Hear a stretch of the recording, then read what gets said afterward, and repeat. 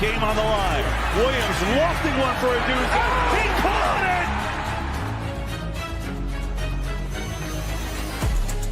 it! You're listening to the world's #1 football podcast. Now, here are your hosts, Ben Hansen, Matt Hartman, and Ryan Matthews.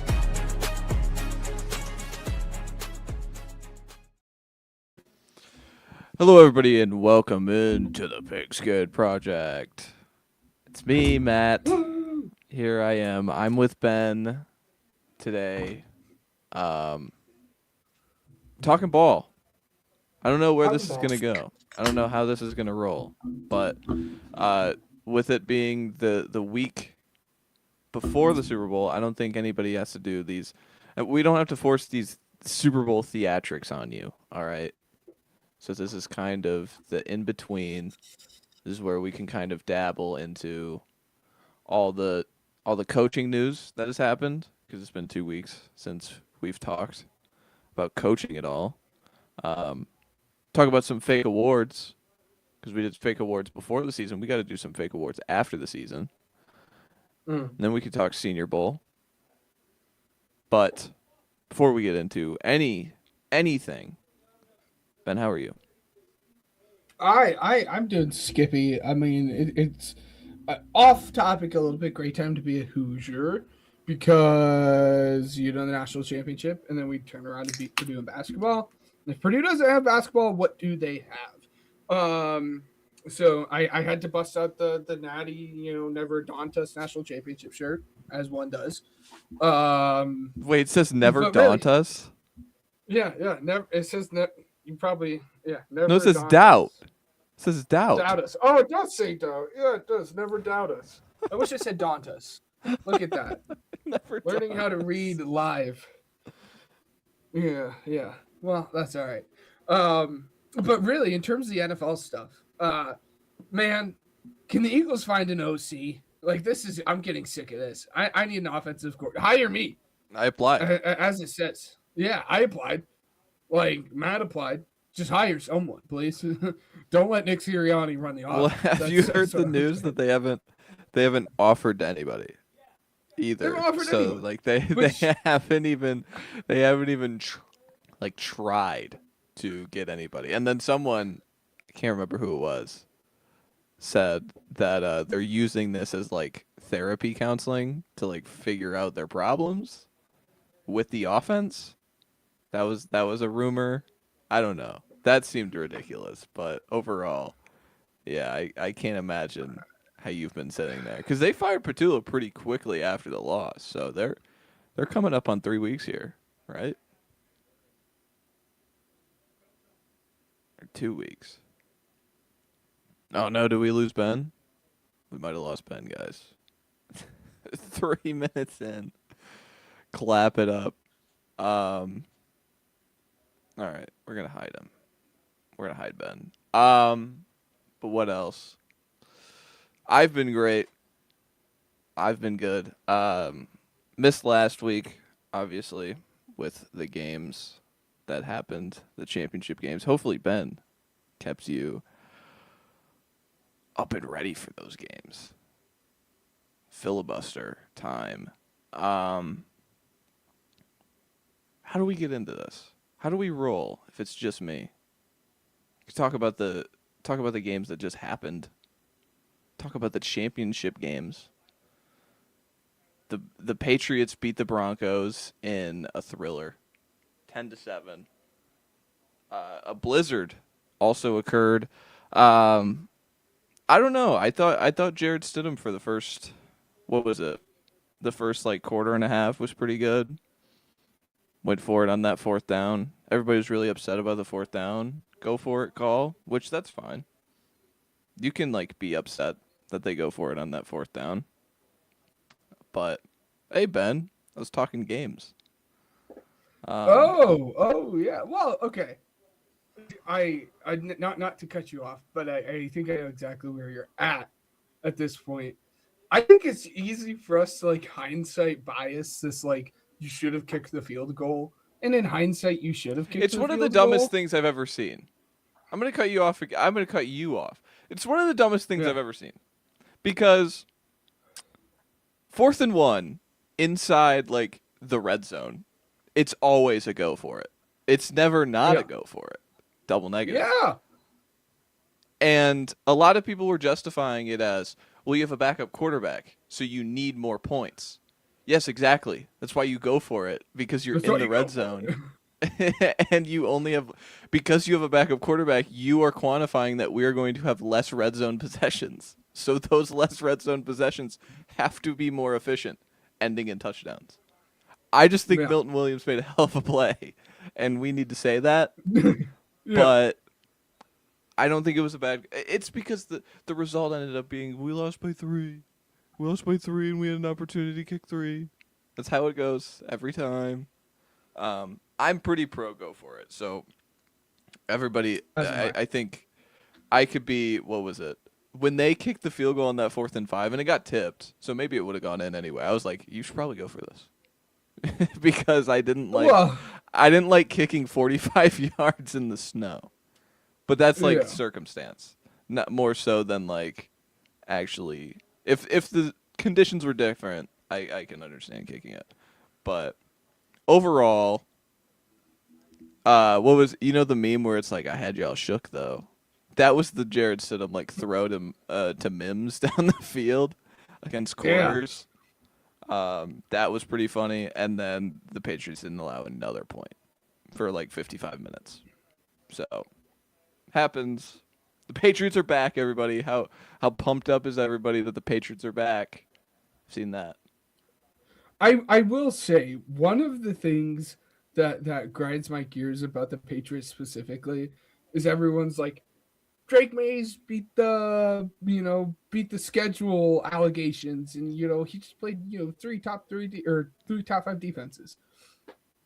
I don't know if he beat the schedule allegations. I'm gonna be honest. I'm happy he's here. I love Drake May, but like justifying that he just played like 3 top 5 defenses is not like a positive thing. Like, yeah, you end up winning, so all is well that like ends well within this, but like it hasn't looked relatively good throughout this process. Like, you can tip your cap a little bit, in terms of the Texans stuff, because that's the best they've looked throughout this playoff game and whatnot in terms of offense. But it's not like Drake May has like gone out here and like set the world on fire and it's like, look at me, I'm carving up like these top 5 defenses. And that's coming from someone that like loves Drake May. So I'm interested to actually see what happens, obviously, in the Super Bowl, and we're not going to preview it here, but like, I don't know if he's beat the schedule allegations or not. We'll see. Only time will tell with that one. I feel like him showcasing what he could do as a scrambler has been like very vital to their success. Like, because you think about the Chargers game, he gets multiple chunks in that game that create 3 like opportunities to finish drives with points. The game against Denver, like their red zone call is to score a touchdown is him running that little like keeper draw hybrid kind of thing. But yeah, it hasn't been good as a passer.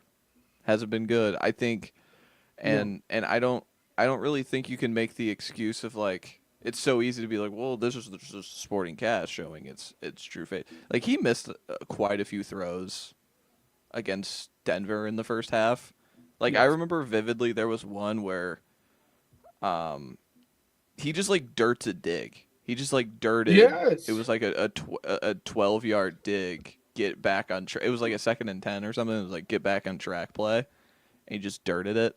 It was like, oh, that's not good. But it's because everybody's gonna be like, oh, why did he perform bad? What, the weather, A, and B, it's because he has small hands in the weather. All right, we cannot underestimate the small hands. And go look at Joe Burrow's stats when it's rainy or colder. All right, it's the hands thing. Okay, we made this 6'4", 230-pound man. We must give him a weakness somewhere. Make his hands real tiny. But overall, also I want to get into Denver's side real quick, and then I'll spin it back to you. Yeah. I'm not one to be like, oh man, I feel bad for your team. I don't. I don't really feel bad for anybody. I feel really bad for Denver fans because Yeah. imagine the roller coaster that you go through where from like the finish of the Buffalo game, you just beat Buffalo. You beat like the biggest contender I feel like they would have faced or feel like you would have faced because you beat Josh Allen. And then you don't even know Bo Nix is hurt. Bo Nix has a ankle fracture. He's out for the season. And then you spend all week rallying behind Jared Stidham. And then and like even your head coach is like, "Yeah, you guys are going to see what Jared Stidham's Just all wait. about." And everybody's grinding preseason tape and it's like, "Jared Stidham's going to do pretty good, guys." Actually. And then he makes the throw to start the game. He misses a screen pass. Did you see the screen pass? I didn't send it in the chat. There was a screen pass where it's a touchdown. It's a 50-yard touchdown if he just throws it online. And he misses. They don't score. Then a blizzard happens. They don't even get to play like a true fourth quarter of football. Like that was it was so bad that the dome people came out of nowhere that and were like, This is why we play in domes. This is why we should play in domes. That's how bad it got. And their season's just over on a Drake May naked bootleg in which apparently he called himself. Just crazy stuff. Just like that's everything that could go wrong for Denver went wrong for Denver in the course of like 8 days. Yeah. Thoughts? Yeah, no, I agree. I also there's a Bo Nix theory that this floats around that I don't know if you've seen it, but we'll get into that once we're done. The main thing that I wanted to touch on is that was one of the most drastic changes in terms of weather from the first half of the game to basically the entire second half of the game. Obviously, it started getting worse in the fourth quarter when they had to like put the CGI lines on the field and everything, which like don't do that. Get away with that. But like that was one of the craziest shit. No, I was pro CGI lines. I just wanted to see something. No, I'm not. No, I hate the CGI lines. But it going from like sunny and like kind of warm to like an absolute blizzard to the point that like you can't see like more than like 15 feet in front of you is crazy. And yeah, I mean I tend to agree. You know, I would have been intrigued to see what the game would have finished at if that weather would have stayed throughout the first half. Because again, as you said, like Jarrett Stidham opened up and it like looked relatively good. It started spiraling a little bit at the end of the first half for Stidham. After that fumble or backwards pass, or however you want to categorize it. But like I would have loved to see how he bounced back, but due to the weather change, the game plan had to change so drastically to the point that it was just not even the same offense that we were seeing at that point. So I do feel bad. So did you see the Bo Nix theory that fans had out there? No. What theory? No. About how he actually hurt his ankle. Because people do not believe it. Because people are like, do they think he's like celebrating? Yes, that's a big thing. He limped off the field, folks. He limped off the field.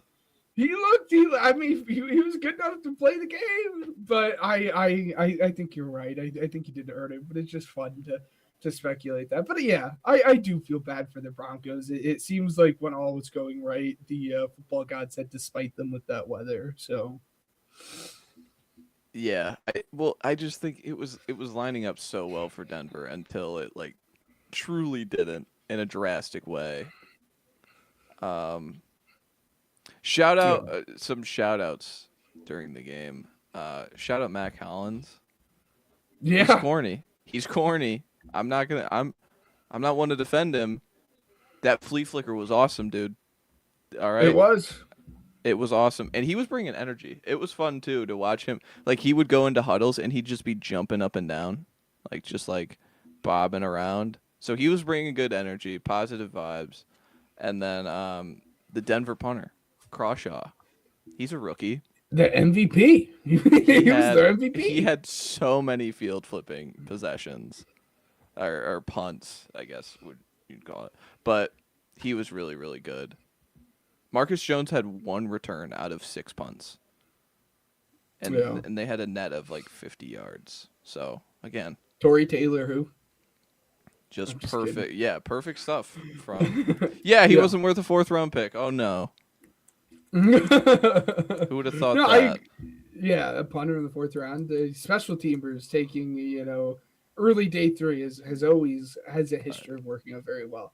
But this is Borgalis is I think cut from that cloth. I know he missed in this game. One of them was like 60, but yeah, he's been a pretty good kicker. But still, all right. Anything from this game before we get into the other one? No, I think we covered it. Before we get into what was it? Peak football, dude. Peak poetry in motion. So Seattle's whole season has been centered around one thing. Just wait until Sam Darnold messes up. He was so good in this game. Yeah. They were explosive downfield. Yeah. Who was? JSN. He continued, like, at what point, and we'll talk about it later, like, this is an off-season discussion, and it's only 1 year at this point, but at, like, what point do we start having the conversation of JSN being in tier 1 of the wide receivers? He's there. Because he's sure playing like it this year. So yeah, but well, you think about their passing game. Like their passing game, it's without him. It's Shaheed, who is designed to do what? Like one thing: be explosive. So yes. he touches the ball like 3-ish times on offense. Kenneth Walker had 4 catches in this game. Before that, I think he had like 20 catches on the season. Mm-hmm. Cooper Kupp has been more so the just like the dirty work, no rock or no block, no rock guy. He had less than 50 catches this season, by the way. Cooper Kupp did. And then you have JSN. And JSN, you can build this entire passing attack around because we can split him out. We can split him inside. We can use him in the back. How many times did they use him in the backfield? And Brady on the call was perfect. Like, he was like, yeah, Jason's in the backfield. He's getting the ball. It's going to happen. He's not a decoy on this play. This is a way to design him up against the linebacker, and he's getting the ball. And, he's phenomenal. I think he's in that tier with, I think it's the 4. Like, it's still Chase and Jefferson. I'm still going to give those guys benefit of the doubt. And then it's him and Puka. I feel like him and Puka kind of entered that conversation this year. Just based on how uber productive they both were in big spots and even just full season sample sizes to be like offensive player of the year worthy. But what'd you have from this game? No, it truly was a poetry in motion. And it was one of those things where, and it was funny too. I don't know if people, like, how many people watch this game. If you go back and watch this game, I said the magic number for the Seahawks was 31 points. Here we are, 31 points. They won the game. It worked out perfectly. The one thing, and I'm not super concerned because this is a very potent Rams offense here, but the Seahawks defense didn't show up as much as I would have liked, right? Like Nicky Manwari, oh my God, I love that guy. They fucking get me juiced on that. He swung that drive before half. Exactly. No, I love that guy, but the defense didn't quite look like the defense that we were used to. I'm not super worried about it. Because that's what happens when you go up against a guy that has played as much football and is as talented as Matt Stafford combined with the offensive play caliber that McVay is. So I'm not super worried about it. Something to watch. But it truly was a beautiful game. It was a shootout. All 3 games that they played this year did not disappoint.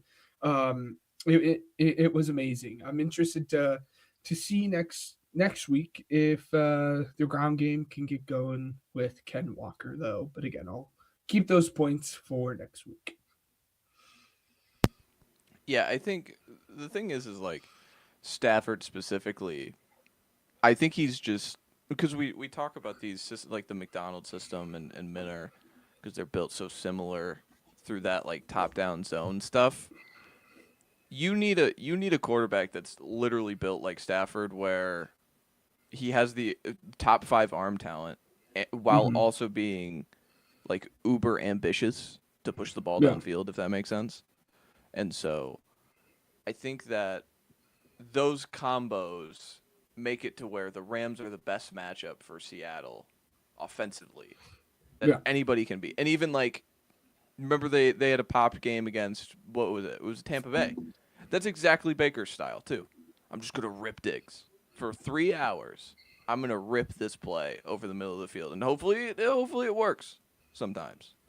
And they got popped in that game too, but and I think that's what May's gonna have to bring, and May has the talent to do that. I think they gotta Yeah. let him be a little bit more loosey goosey throwing downfield than he has been.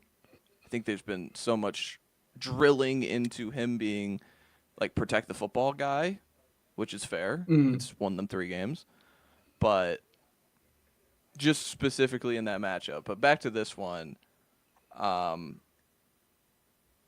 mean, we were so close. We were so close to a Tariq Woolen like disaster class. Oh my What was your thoughts? God, What was your dude. thoughts? Were you upset about that taunting call? No. I think it was valid. I don't think you can do that in that situation. I think it was dumb. You would have been off the field and it would have been over.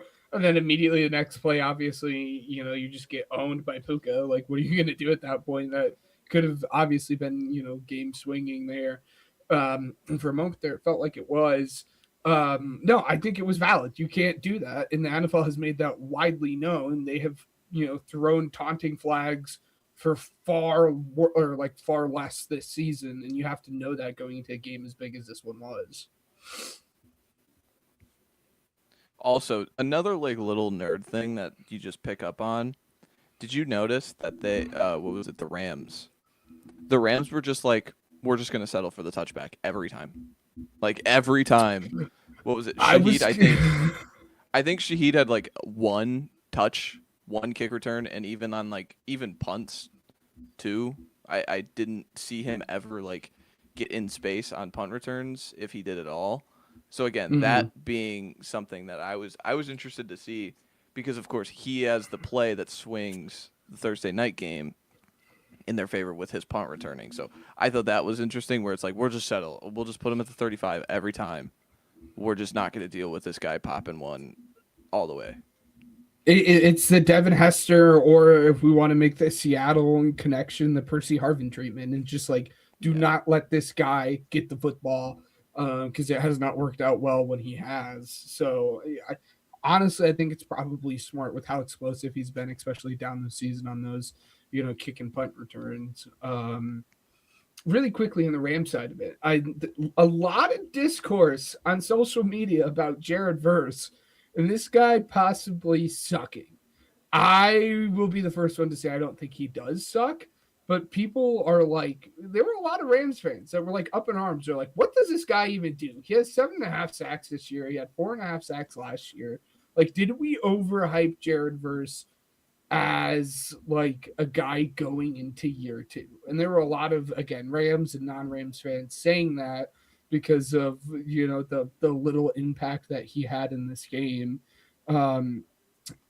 Your thoughts? I think he's a really good player. I think maybe he's not. You have to game plan exclusively around him, like what Anderson and Garrett are. Yeah, but like he's pretty. Man, I'm trying to think of like guys. He's like firmly in that like 7 to 10 range, right? Yeah. No, I thought he was really good in this game. Yeah, I thought he was good in this game too. I felt him compressing I felt him compressing the pocket a few times. I think he got in there for a sack at one point. But I think specifically, like, just going back all the way, like, I just think Darnold was just that locked in for this game. I think he was just he was so good under pressure. He didn't take unnecessary sacks that like catapulted drives. I think he did it one time, max. And then even in the red zone when it gets compressed, like he was just on. Like when my favorite play of the game was that third down that he had where he gets zone, Cup kind of slithers in, and it's like a trail route where it's like that out and in kind of angle-ish route. You know what a trail route is, but like it's that, and it's just perfect synced up timing to where his eyes are able to look the crosser over the middle of the field and then come all the way back to Cup on the right-hand side, and it's a touchdown. Like, that's high-level stuff.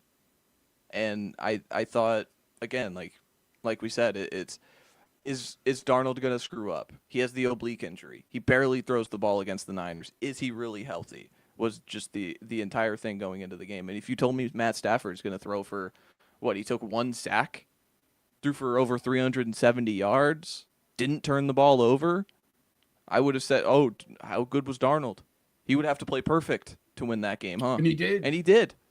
And so, like, and that's the other thing is, like, Ken Walker came out and was like, he looked great for the first like quarter and a half. I think I mentioned it at one point where he was literally like, he just looks amazing right now. And then over the course of the game, it kind of evens out. He's taking, those 8-yard chunks where he's breaking a tackle at that line of scrimmage. All of a sudden, he's not breaking that tackle. All of a sudden, it's 2 or 3 yards instead of that 7-8 yard gains. And so it puts more stress on your quarterback to make the right plays. And he did. So, again, shout out Sam Darnold, because there's not many guys. He's the 2018 draft class. I saw, he's the first guy from that class to start a Super Bowl with Josh Allen and Lamar. But, like, how many guys in, 8 seasons have been on 5 different teams? And he's going to the Super Bowl. Like, 4 different franchises were like, we're good. And I know that the Niners are kind of a different realm.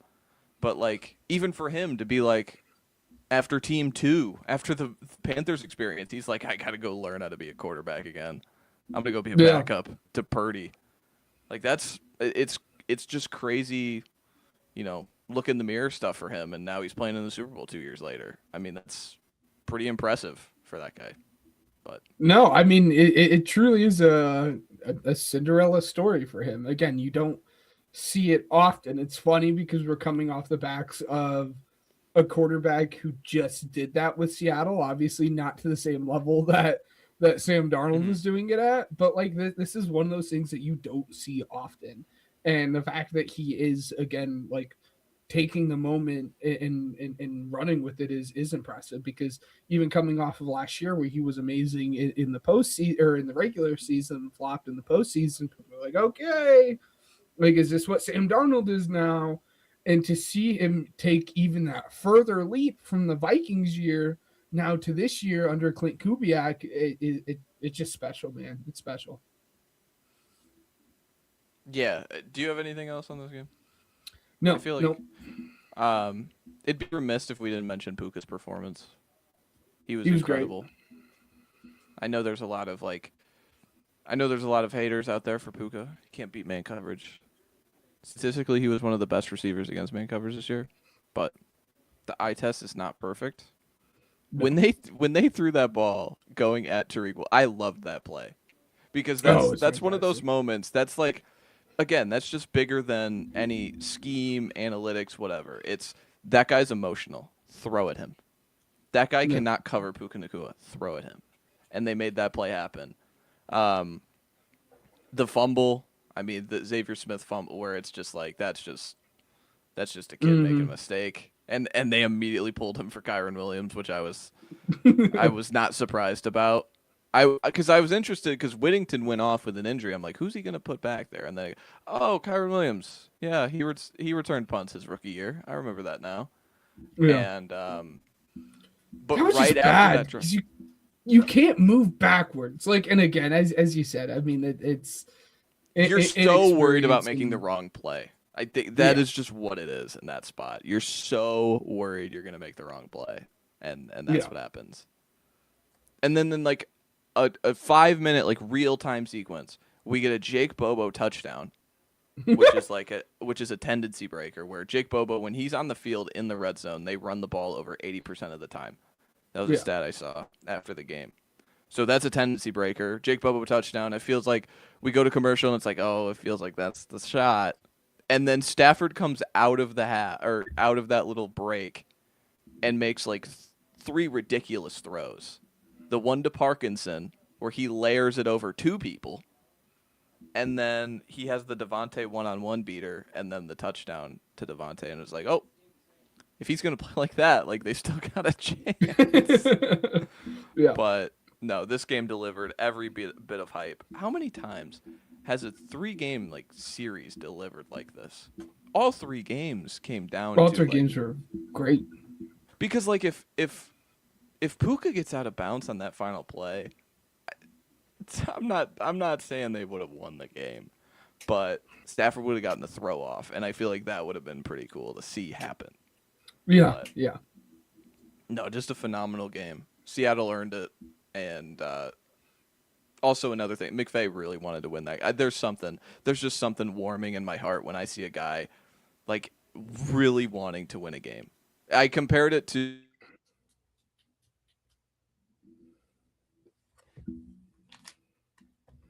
he scored like 40 or something like. And it's like he's like just yelling at people on the sidelines, things like that. Like that's how McVay looked. McVay just wanted to win this game so badly, and I don't know if that's an indication of like Stafford. Stafford's got limited time left, which he does, or Stafford's going to go away this season. I don't know. I just think that was a guy that was just so in the moment of this game and just really, really wanted to win it. And I always have that like thought where it feels like fans want it more than some of the guys.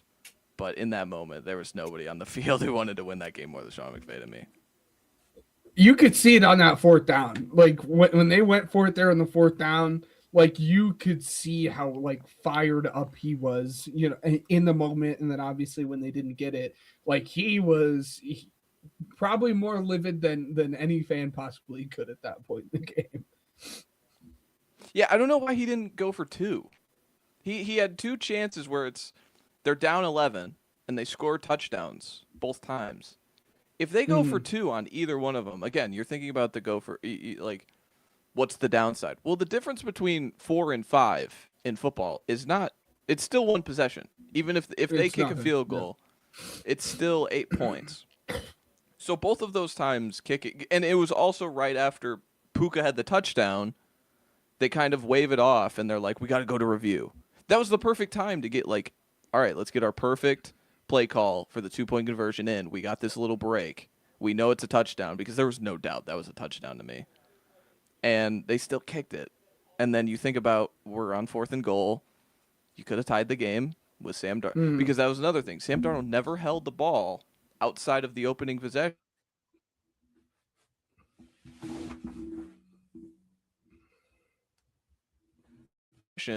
So again, or in the second half, I should have the drive before half, but it was just a great game. I feel like I could talk about this game forever. It's gonna live forever, especially if Seattle wins the Super Bowl. I don't blame you. I think everybody can do the whole that was the real Super Bowl thing, but I think New England's got the pieces to at least give them hell. Got Mike Vrabel. Yeah, that's the quarterback. But that's all for the games. I knew we could go long on that one. But let's move on to the coaching. The coaches are getting filled. We'll go through most of them. I think the only one we've talked about on this podcast is Harbaugh, right? Harbaugh in terms of you guys. I talked about like the other guys, but we can talk about all of them through. All right. So. How do we want to do this? Do you want to do like we go through each of them and it's kind of like, is this good or bad? Like, yeah. Well, and it's funny because like I think all of them get like for me like relatively good grades aside from the 3 that got hired today or within the last week. I don't want to say today because Mike McCarthy happened earlier, but we can get into it. All right. Yeah, we've done the Harbaugh thing. Falcons. So the Falcons have hired Stefanski. Jeff Ulbricht's going to stay as the defensive coordinator. Tommy Rees is going to follow Stefanski from Cleveland to be the OC. Bill Callahan also is going to rejoin Stefanski. He was the offensive line coach when they were at their peak a few years ago. He was the reason DeJuan Jones could play on the football field. So just keep that in mind. I don't know if he's a free agent, but he'd be something interesting to watch if he goes to Atlanta. But what were your thoughts on Stefanski? Loved the Stefanski hiring. I think it's great. Again, the offensive minded head coach, someone that can hopefully get in there, figure out whatever the heck that quarterback situation is, and utilize like your two best pieces on the entire team at this point in time are Bijan and Drake. So it's a guy who can utilize the pieces that are in there and hopefully figure out whatever that quarterback situation is. The only gripe I have with the hiring isn't even him. It's the fact that he brought Tommy Rees with him.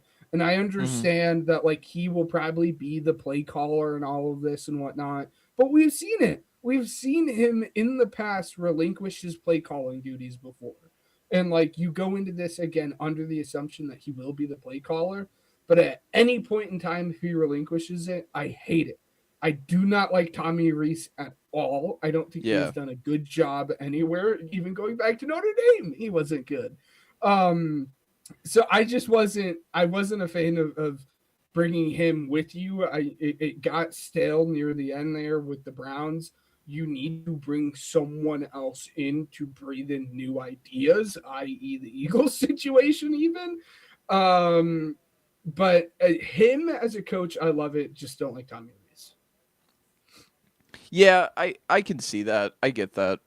Because, Tommy Rees as a play caller is pretty uninspiring. But I always think about it as, again, it's just a guy bringing in his guys on the offensive side of the ball. Like, I don't think too hard about it. I think it's who are the guys you are comfortable game planning with. Because, again, he's going to call plays. And then countering to your point of, like, he had to relinquish play calling. I think that's a Cleveland decision. I think that's Cleveland saying, like, we're losing games. We need to make something happen. Like, something needs to change. And they just, like, walk in the room, and it's like, all right, what's the easiest thing you can change? Let's have a different guy call plays. Like, it's that simple. When things aren't going well, guys are just cycled in to call plays. So I think it's more so that, and I think the Falcons are more forward-thinking. At least I hope they would be more forward-thinking in making that decision. They still don't have a GM, which is, like, fascinating. No. Like, we're deep into this, and they still don't have a GM. I know Ian Cunningham from the Bears is the big name to think about because you think about the Ryan Poles relationship with Matt Ryan. They both played with each other at BC, and Cunningham's kind of been the right-hand guy of Ryan Poles. Again, interested to see how that shakes out just because, again, we're deep into the Senior Bowl and Shrine Bowl stuff, and that's when you want to have a GM kind of just building relationships with these guys, but overall, I'm with you, man. I think Stefanski is still a really good coach. I thought he had to be the fall guy for Cleveland. I thought they should make a full-fledged. If you're going to fire Stefanski, fire Andrew Berry. Make a full house cleaning. Make it as appealing of a job as you possibly can with what you are working with. Instead, they don't. They keep their GM. Make the hire they did today. Stefanski's the fall guy. He bounces back on his feet pretty quickly because the Falcons are willing to do it. So, also Matt Ryan, president of football. Again, he should make cards. He should walk around and every person in his vicinity should get a card. Matt Ryan, president of football. But Ben's having technical issues, so we move on. I think the next one to talk about, if we're going chronologically, the Dolphins, I believe, was the next one. The Dolphins hired Jeff Hafley of the Packers. They also hired John Eric Sullivan from the Packers as their GM. Bobby Sloak is going to stay on, and he's going to operate the offense as the OC. I believe he was the passing game coordinator this past season. PFF Bobby, as they call him. But I'm going to go first on this one because Yeah. I have to say this is my favorite hire. And I think a lot of people are going to be, Oh. whoa, that's crazy. But thinking about head coaching hires in a vacuum, we know nothing. It's like prospects. We know nothing. So all I can base it on is how are you operating and changing your process? Nobody has drafted less players in the 2020s than the Miami Dolphins. And it's by like multiple picks. It's not just like one or two. Mm-hmm. And what do the Packers organization do so well? They draft in quantity and they draft and they develop players. They develop those guys. If that's what they're selling me, if that's what the Dolphins are selling me, bringing in guys from the Packers organization. I know Halfley has a losing record at Boston College. He was only there for 2 years. The defense wasn't good until Micah was there. All understandable. I get that.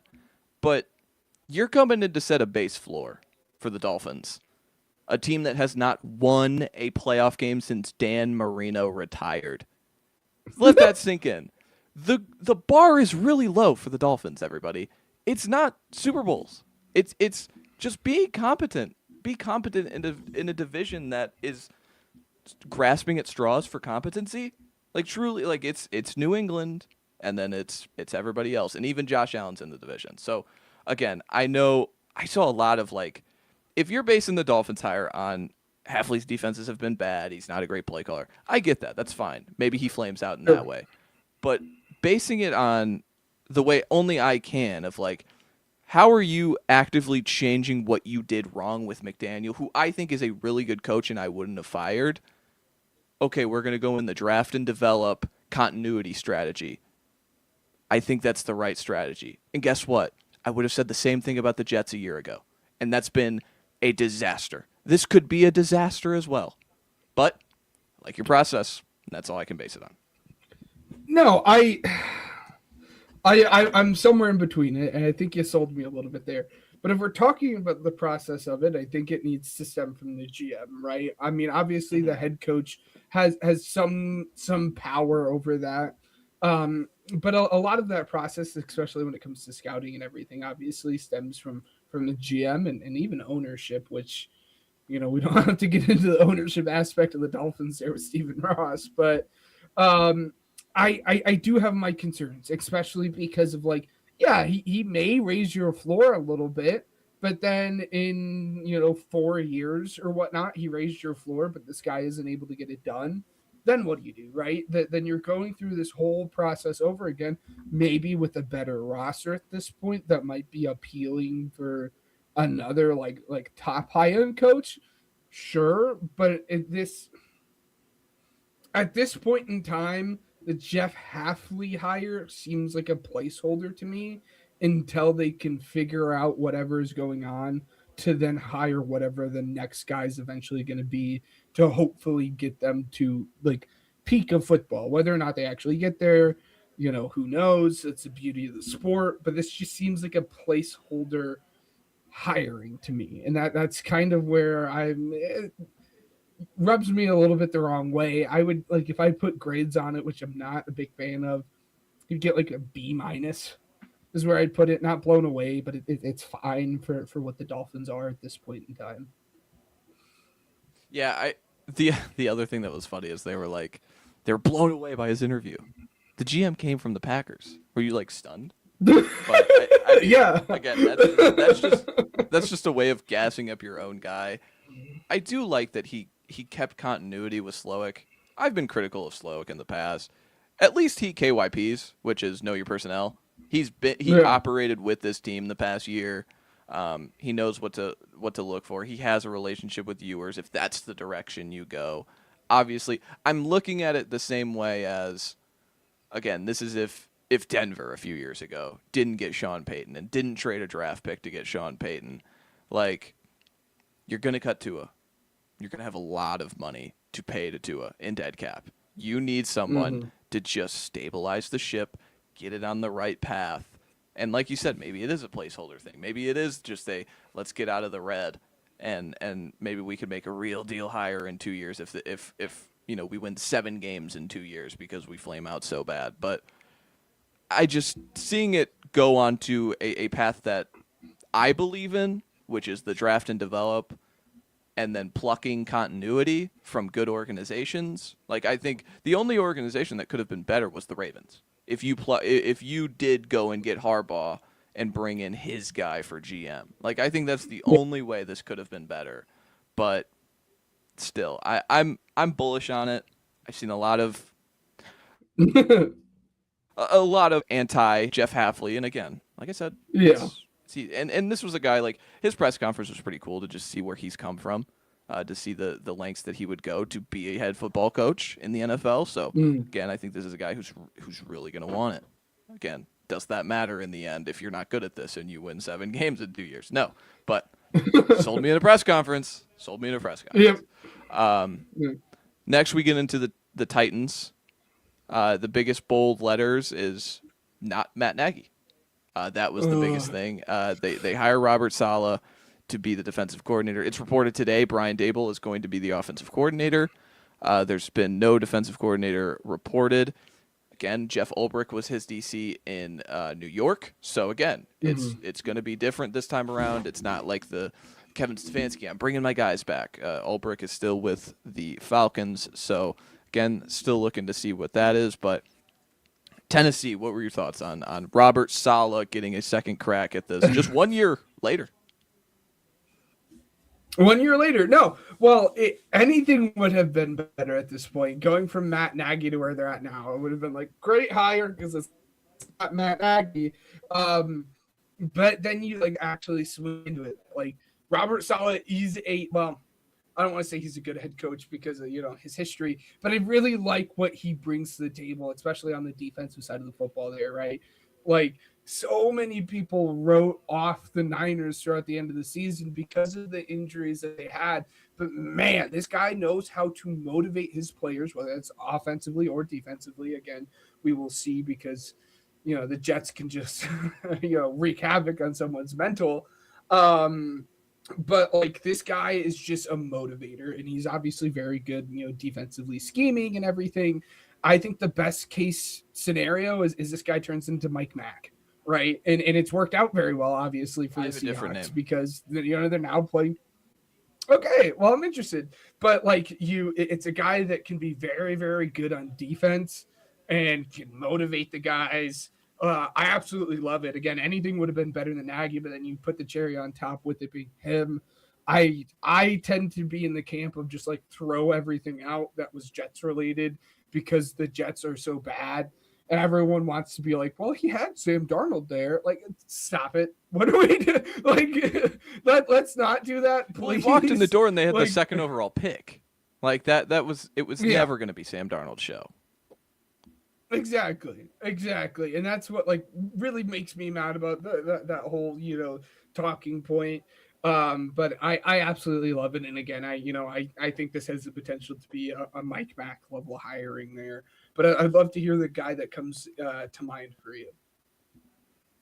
This is them admitting they messed up on Vrabel. That's exactly what it is. What you just mentioned about like the defensive side of the ball, getting the max out of those guys, being a motivator, being disciplined, like those are this is them admitting we were wrong. Again, and that's fine to do. I get why they did. They made the decision that they did. They said, all right, we're tired of bickering and arguing. We're the final straw. And if we fire Vrabel, we'll finally have this opportunity to go get our Matt LaFleur because we let him walk out of the building. Oh no, like this awesome play caller who turns into a good coach. Like, man, we missed out. So we're gonna go get Brian Callahan, and it's just a mess. It's a crash and burn mess. And so, let's go back to what we did right, and that was finding and evaluating a defensive coordinator who gets the most out of his defenses and gets the most out of his players. And I think that's what Saleh and Saleh probably walked in the door. I bet what got them over the edge was Saleh was like, I could get Daboll here. I know who I could get as the offensive guy. And they were like, all right, sold. Because they were very quickly to make that decision on Saleh. It was pretty like Matt Nagy, and then it was last minute blown away by Saleh. We're hiring Saleh, but I don't know if that's just an agent talking. I don't know if it was really trending in Saleh's way, but it was kind of a Matt Nagy, like, again, the soft firing that everyone's mentioning, which is true. Like, they did soft fire him. But no, I'm interested to see what the Titans look like. I'm interested to see what Cam Ward looks like in a Brian Dable offense. Again, he gets his guy a year later. Like, Brian Dable's been killing to get one of these quarterbacks, and like Dart worked for a little bit there, but I don't think he's going to use him the same way he used Josh Allen or Dart in a way where he's running the ball 10, 15 times. But I hope not. Let's move on. Let's go Baltimore. Jesse Minter, Chargers defensive coordinator. There's been no OC or DC reported. Dwayne Ledford looks to be the run game coordinator who comes over from Atlanta, which Dwayne Ledford is a sought-after, person in the offensive line community. I saw a lot of, what was it? Oh, who's the Shrine Bowl guy? Who does the offensive line stuff? Oh, Duke Manyweather. Duke Manyweather was very appreciative of Dwayne Ledford and said he's really good. So again, he knows way more about offensive line than me, so I take his suggestions very importantly. So to get him, but this is about Jesse Minter. This is where the Mike McDonald thing comes in, right? This is where it's like, oh man, we let Mike McDonald walk out of the door. Like, oh man, let's get someone from the Harbaugh tree. Let's reset the Harbaugh tree. Top-down defense, gets the most out of their good scheme, kind of keep to himself quiet, but we know the personality inside the locker room because he's been here before. Again, don't love it. I know a lot of people really think it's, and I think Minter could be a great coach. I think you had an opportunity here to really hit a home run with an offensive coordinator, with an offensive hire, and really put all the places in place to make him succeed for forever and ever, and to really get a continuity relationship with Lamar. But again, they go with what they know, similar to Pittsburgh did too. Like I wasn't thrilled by it, but I did. Yeah. I think this is the best head coach hiring that you could have gotten if you didn't hire an offensive minded guy. Yeah. So props to you, good job. But my opinions on Jesse Minter have to be saved until I figure out who that head coach or who the offensive coordinator is. Right now, it looks like it's probably going to be Cliff, which I would love. But again, as you said, you touched on it. The main thing with the Ravens right now, and rightfully so, is Lamar Jackson. Now, how can we capitalize on Lamar Jackson for, the next 10 years or however long, the rest of his prime is at this point? How can we capitalize on him? And again, now that you hired a defensive guy, that's going to stem from whoever your OC is. So I'm lukewarm on this situation until it is for sure Cliff. If it's someone else, that's where I really start questioning whatever this process is when it comes into like hiring Jesse Minter. But again, I think it was a good hire if you weren't going to go the offensive minded guy there. Obviously I love Jesse Minter. But again, we'll see, pending the offensive coordinators where I'm at. Yeah, I feel like this is an organization that could have taken a risk. And it feels like nobody really did take a risk this offseason, whether that being Udinski or whether that being Shielhouse. But it just feels like nobody took that real swing. And I think for the Ravens, I would have been the most confident that they know what they're doing. But again, it's pretty simple. They were very successful with John Harbaugh. And if they're very successful with Jesse Minter, they're not going to regret this hire in a decade if he's still winning games. No. I just think there was an opportunity to really, Lamar Jackson could get an offensive coach for the back half of his career and kind of this could kind of salvage what he does well. And it because he plays from the pocket really, really well, but all we think about him is the highlight scramble plays. Could be a turning of the leaf where he gets into a new system and the guy's kind of like, hey, we're not going to lean on you in the run game as much anymore. Like, we're going to salvage your career so you can play late into your 30s. Unlike, Mike Vick couldn't do that. Cam couldn't do that. So I I thought it'd be interesting, and with a guy like Cliff, I think there is that opportunity where Lamar is still carrying the ball 100 times plus a year, and he's just an injury-riddled player at this point in time. And Yeah. every year, like, just beef up, man. That's okay. We don't need the Yeah. losing weight, like Lamar's losing weight so he can get faster again. Like, I don't want to see those anymore. Beef up. Just, you're a really good passer, and you could still have your legs. You just won't be the most dynamic that you possibly could be. But that's Hurts beefed up. He was fine. Hurts beefed up, and he ended up being just fine. No, that's the thing that shocked me throughout. And again, this is kind of a macro look zooming out. That shocked me about this coaching cycle, and you touched on it, is the fact that no one took that risk, right? Because there was a guy out there for everyone to take a risk on, given it seems like the Browns were the only organization that ended up doing it. He pulled his name out, Nate Shieldhouse.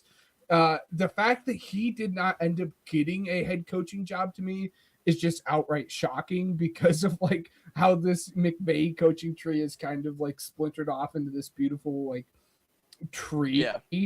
But he was the guy to do it. And again, it's a little tough to say you're confident because obviously he's never even been, an offensive coordinator. But I'm just shocked that no one play caller. No one of value, let me say, took a chance on him because it sounds like the Browns did. We'll get to the Browns in a second. That was a whole situation in its own right. But I was just shocked that no one pulled the trigger specifically on Nate there. And again, the Ravens would have been the team to do it, but it bugs me a little bit. But we'll see. He'll be the hot name. This will be the Ben Johnson of 2 years ago or 3 years ago at this point, where it's like, oh, we want him. He comes back and then he's like the number one coach to get. So yeah, I agree with you. Moving on, Steelers hire Mike McCarthy. There's no offensive coordinator reported yet.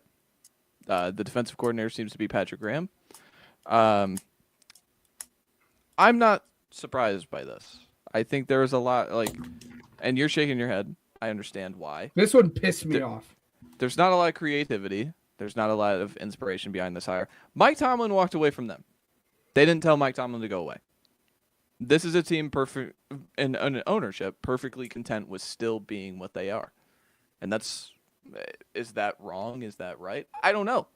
But that's what it is. That's the reality of the situation is they are still okay with being this 9, 10, 11 win team and feeling outmatched in the playoffs. It is what it is. And McCarthy brings up, again, like it's his third time around. There's not going to be anything new, anything different that I think is like, whoa, look at that. The only thing that could be new and different is maybe they find a path to quarterback and how they find that path to quarterback. I thought there was an opportunity here. If the finalists really were McCarthy, Flores, and Anthony Weaver, I'm really bummed out about that because I think Flores knows the building, and Weaver. Have you seen Anthony Weaver's entire history? He's an NFL draft pick. He played in the NFL till 2010s, and he's been an NFL positional coach since 2012. So the guy knows the league. The guy's really good, and so I thought there was an opportunity. And I'm not just doing the Tomlin black DC thing like that. I just think that they know their guys and they know how to find people and they evaluate people really well. And I feel like Mike McCarthy in the end is a pretty lazy people thing, especially if the selling point is, well, his dad really liked the Steelers and he's from Pittsburgh. If that's your rationale for it, I can't get on board. But again, They did not fire Tomlin. Tomlin walked away. They're perfectly content being this 10-7 team year over year, and it's the reality of the situation. But you go into rant mode because you're itching. No, it is it is that right there that really pisses me off about the Steelers is why are we content being a 9-win, a 10-win football team that we know well maybe we'll get into the playoffs, but when we get into the playoffs we're gonna get bounced. Right? Isn't the goal to win it all? The goal is to get to where the Patriots and Seahawks are right now. And the Steelers don't seem like they want to do that. We've seen it over the past 10-ish years now with Mike Tomlin. How does this inspire any hope to anyone, especially Steelers fans? Because it doesn't, because you're just running this whole process back over again and again and again and again. At a certain point, you have to bite your tongue. And you kind of have to say, all right, we're going to suck. We understand that we're going to have to be bad to find our quarterback, because Will Howard is not your guy. And right now, when you're going to win 9-10 games year in and year out, you're not going to be in a position to find your guy. And the cap situation there, I'm not going to get into, but it's just bad. And I hate it. And I would be dying if I was a Steelers fan. And maybe Steelers fans are perfectly content being we're going to make the wild card round and get bounced every year. But that would drive me absolutely insane. Because, again, at a certain point, you have to figure out what you're doing, because you cannot continue to be this team for another 10 years going on. And that's what this Mike McCarthy hire is. And, again, you do seem perfectly content to do that. And I don't understand why, as an organization, as a city, as a fan base, you would be okay with that. And it pisses me off, quite frankly, that they are. Again, there were options out there. I would have loved Flores. Flores seemed like he was like the lead horse in this race throughout the entire process. And he would have came in, and he is a Steelers guy, right? Like he's a defensive, gritty guy. He's gonna get the city going. He's the antithesis of what that city is, and he brings that new life into whatever this organization is. And he's not gonna be okay with this stale 9-10 wins every year. And you bring in a guy that is, and it just grinds my gears. I hate it. F-, because you're just running it back again with a guy with a different name. I think it's gross. It's disgusting. The report was that they went with Mike McCarthy over Brian Flores because he can develop a quarterback. Sure, I guess. But if you win 9-10 games, you're not going to even have the chance to develop a quarterback. And I don't even know if I trust Mike McCarthy to develop a quarterback. But again, F-. I absolutely hated it. There were plenty of other options that you wanted and probably should have went in this process. But yeah. I think the biggest selling point is the Rodgers thing, because you can immediately point to, I've picked a quarterback in the 20s. We're going to do this again. And he was good. Sorry. No, not even like the Rodgers 40-year-old coming back, but just talking about the development plan is like, because I saw that too, where it's like he didn't really develop Aaron Rodgers. He did. Come on, we don't have to beat around that bush. Like, Aaron Rodgers was a significant talent. He was also picked in the 20s. There's also enough people that passed over him, and the Packers took that chance and waited the 2 or 3 years, whatever it was, and he became the Aaron Rodgers we know now. And Mike McCarthy is at the forefront of that because he was the head football coach.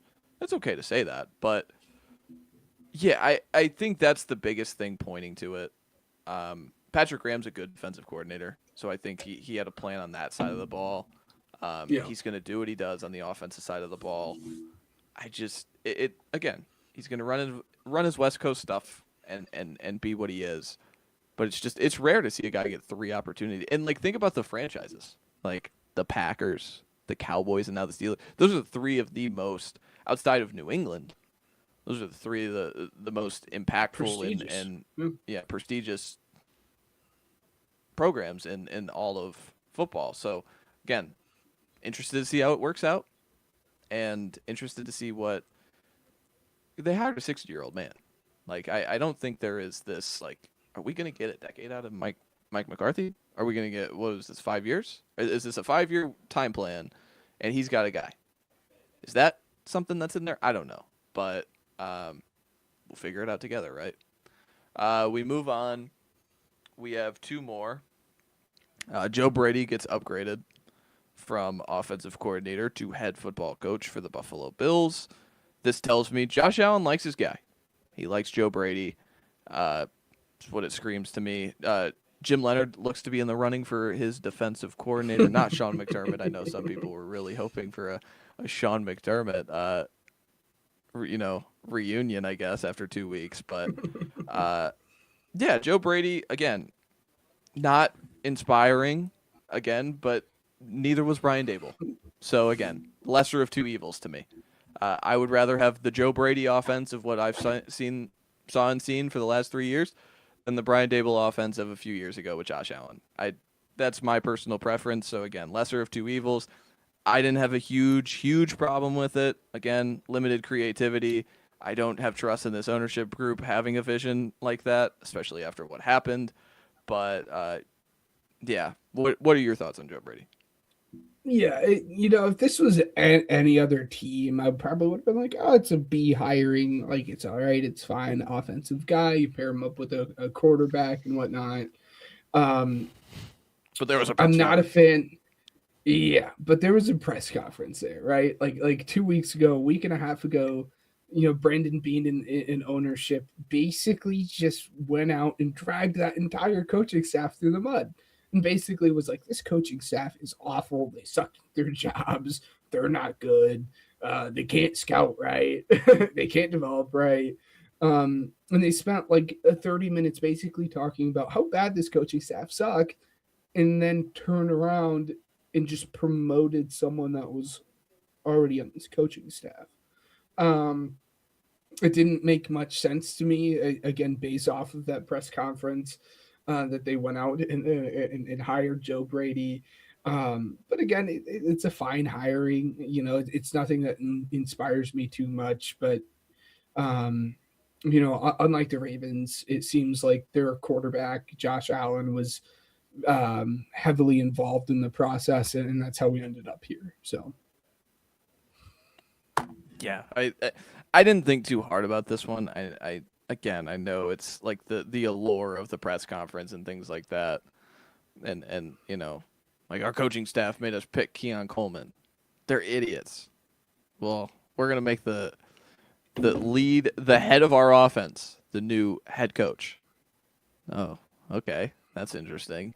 But yeah, I didn't think it was going to be creative in a sense. No. And it wasn't creative in the end. But also this is fun for everybody, because how many times in the last half decade, 2020, 2021, how many times have we seen a team be like, we should fire our head coach and promote our coordinator? Like, mostly hindsight. Think about Baltimore with Mike McDonald. We let him leave. Shane Steichen or Kellen Moore with the Eagles. How do we let those guys leave when we keep Sirianni?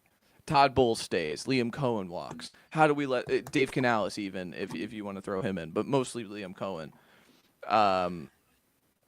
This is the first example of firing your defensive coordinator, defensive CEO, however you want to frame it, coach, and upgrading the offensive play caller to head football coach. This is the first example we really have of this happening, and I'm interested to see how it happens. The last time I think it happened was when Lovie Smith got hired and they upgraded Dirk Cutter for the Tampa Bay Buccaneers. and that didn't go great. They had to inevitably hire Bruce Arians, but that's the last time I can even remember it happening. So interested to see how it works out, because I feel like it happens all the time. We have so many of these where it's like, I would have fired my head coach to just keep my guy because I think he's that good. Well, the Bills are making that bet. Let's see. Can you beat Mahomes next year? Can you make the championship? I don't know. Do you think if the Bills were to beat Mahomes in the divisional round but lose in the championship game, is that still a season success? Based off of where their bar is at this point, probably. Isn't it weird? I would say like they're kind of in this weird middle ground, right? I feel like anything is Super Bowl or bust with them, but like that roster is in not great shape, and they didn't fire the guy who's in charge of that. So interested to see how it goes. He actually got a promotion. But let's hit the final reported hiring. And then we could speculate on Cardinals Raiders if we really, really want to. Todd Monken, the former Ravens offensive coordinator, is being hired by the Cleveland Browns. Happened today, and then with the idea of defensive coordinator Jim Schwartz staying around because he's under contract. He made it clear with people in the room that if I get passed over, I ain't staying. And so he's been pretty vocal that he ain't staying. but he's under contract. Interested to see how that all works out. But I think the calculus of this is hoping that Jim Schwartz works this out. I think that also means if I ain't staying, the He wants check's more like money. 2 times. Oh, I'll stay. I'm staying. I'm back. But yeah, Tom Munkin. I'm gonna go to you first. This has been a day. I haven't really let it sink in. I don't have really like major thoughts, but I want to see how you feel. Gauge your No, temperature. I don't have again major thoughts on it. The idea of hiring an offensive-minded head coach to figure out this quarterback situation, I think is good. I don't necessarily think you fumbled forward, right? Because Todd Monken was a part of that coaching staff that just got fired there. I think it's all right. Considering the situation where you were at, it seemed like absolutely nobody wanted this job to the point where they were like, "Hey, Jim Schwartz, you want to be the head coach?" Which made the situation very hard for the Browns because you saw so many people pull their names out. I mean, like the 2 shot names that we had talked about with Nate and Grant Udinsky, both of them were like, "Nah, we're not going to do this." They really wanted to sell themselves on Shieldhouse. Yeah, but I don't blame them. I would too. Both those guys end up pulling their names out of that conversation. And again, it really seemed like no one wanted this job. But the fact that you were able to find an offensive guy to take over this, I think was good. We will see what ends up happening with Jim Schwartz. Again, I'm kind of in the same vein as you are. I think if we throw enough money at him, he'll probably stay. That's been the one bright spot about the Browns is how good their defense has been. I like the idea of an offensive guy. We'll see how it ends up playing out. So, yeah, Munkin has some fans around the league. I know that to be sure. Again, like he was written in pen if he makes it through this head coaching cycle to be the Giants' offensive coordinator, play caller. So again, if the Giants are that convicted on him like resetting regime kind of over there, why shouldn't the Browns not be confident in resetting his regime? I get it's a step up being a head coach. He's never done it before at the professional level. But to me, this just screams I think Jimmy Haslam specifically is really nervous to swing on something again because of how hard it crashed and burned with the Watson thing. yeah. I think that there's so much scar tissue there with how badly that failed and so quickly that failed that, yeah, I think that, again, we're going to go safe. We're going to go safe higher because I don't think there's a big enough difference between Todd Monken and Kevin Stefanski. Like, I don't think there's this big enough, like, ceiling advantage either way, ceiling to floor advantage either way. I think they both do some fun stuff on offense. Overall, they're not going to be in your top 10 play callers list going into the season, but they're both solid. And again, this is the decision you make. Someone's got to pay. Someone's got to pay for this season. All right, Kevin Stefanski pays. Oh, man, I wish we had Kevin Stefanski back. All right, hire Todd Monken. Like, that feels like the process that happened, just, like, realizing, oh, we aren't that, like, attractive of a job. Hey, at least we're not Arizona. That was probably the joke in the room. But, again, I don't have major thoughts on it. I would have loved to see Shieldhouse take us. I would have loved to see anyone. Because I really wanted to see, just reading articles about that guy, and hearing 2 people, Matt Campbell from Iowa State, who now goes to Penn State, and John McVay, who he's worked with the past, since like 2018. Those guys speak so highly of that guy, and he's 31. Like they speak so highly of him. I just would want to see him navigate any of these situations, specifically the AFC North. I wanted to see him in the AFC North because all 3 of those like teams are in different places. Like the Ravens are Super Bowl or bust. Steelers are kind of trying to turn over this new leaf. The Browns are basement again. I would want to see him just try and navigate one of those 3 things because I think that division is open for the taking. But overall, Todd Monken is the guy in charge, and Browns fans do not seem to be pretty happy But if they get Jim Schwartz back, I think this is the plan, right? Like that. It'll be fine. Yeah. We don't have to speak too much more of it. But Raiders and Cardinals.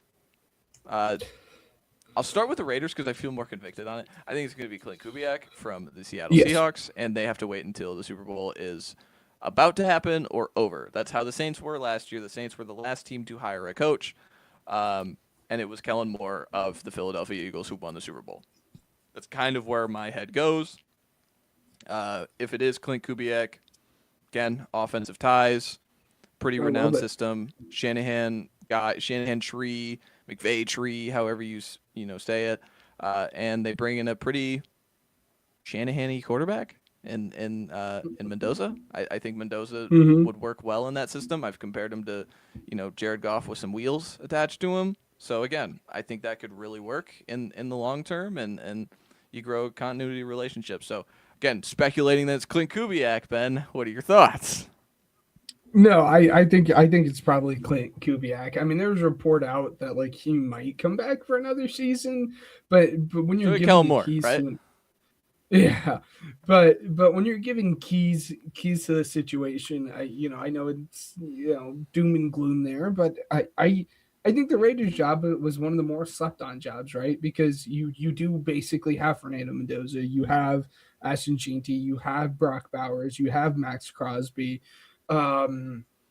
So I think it's Clint Kubiak. I don't know if there's much more that actually has to be said about this. It'll be a fun conversation if it ends up not being him. I know the Raiders are trying, or the Cardinals are trying to make a last push kind of ditch effort at getting him. But I don't think it's going to happen, especially when you consider the pieces that both these teams have. So yeah, I have the Cardinals. All right, let's do the Cardinals thing. I don't know. No clue. I don't know. I've said from the beginning, I think Vance Joseph, he knows the situation. And the other part of it is he has given Shanahan and McVay hell in the past because of his wonky style of defense. Walking in the door, what is the one thing to appeal to you about the Cardinals? Hey, there's a lot of defensive talent here.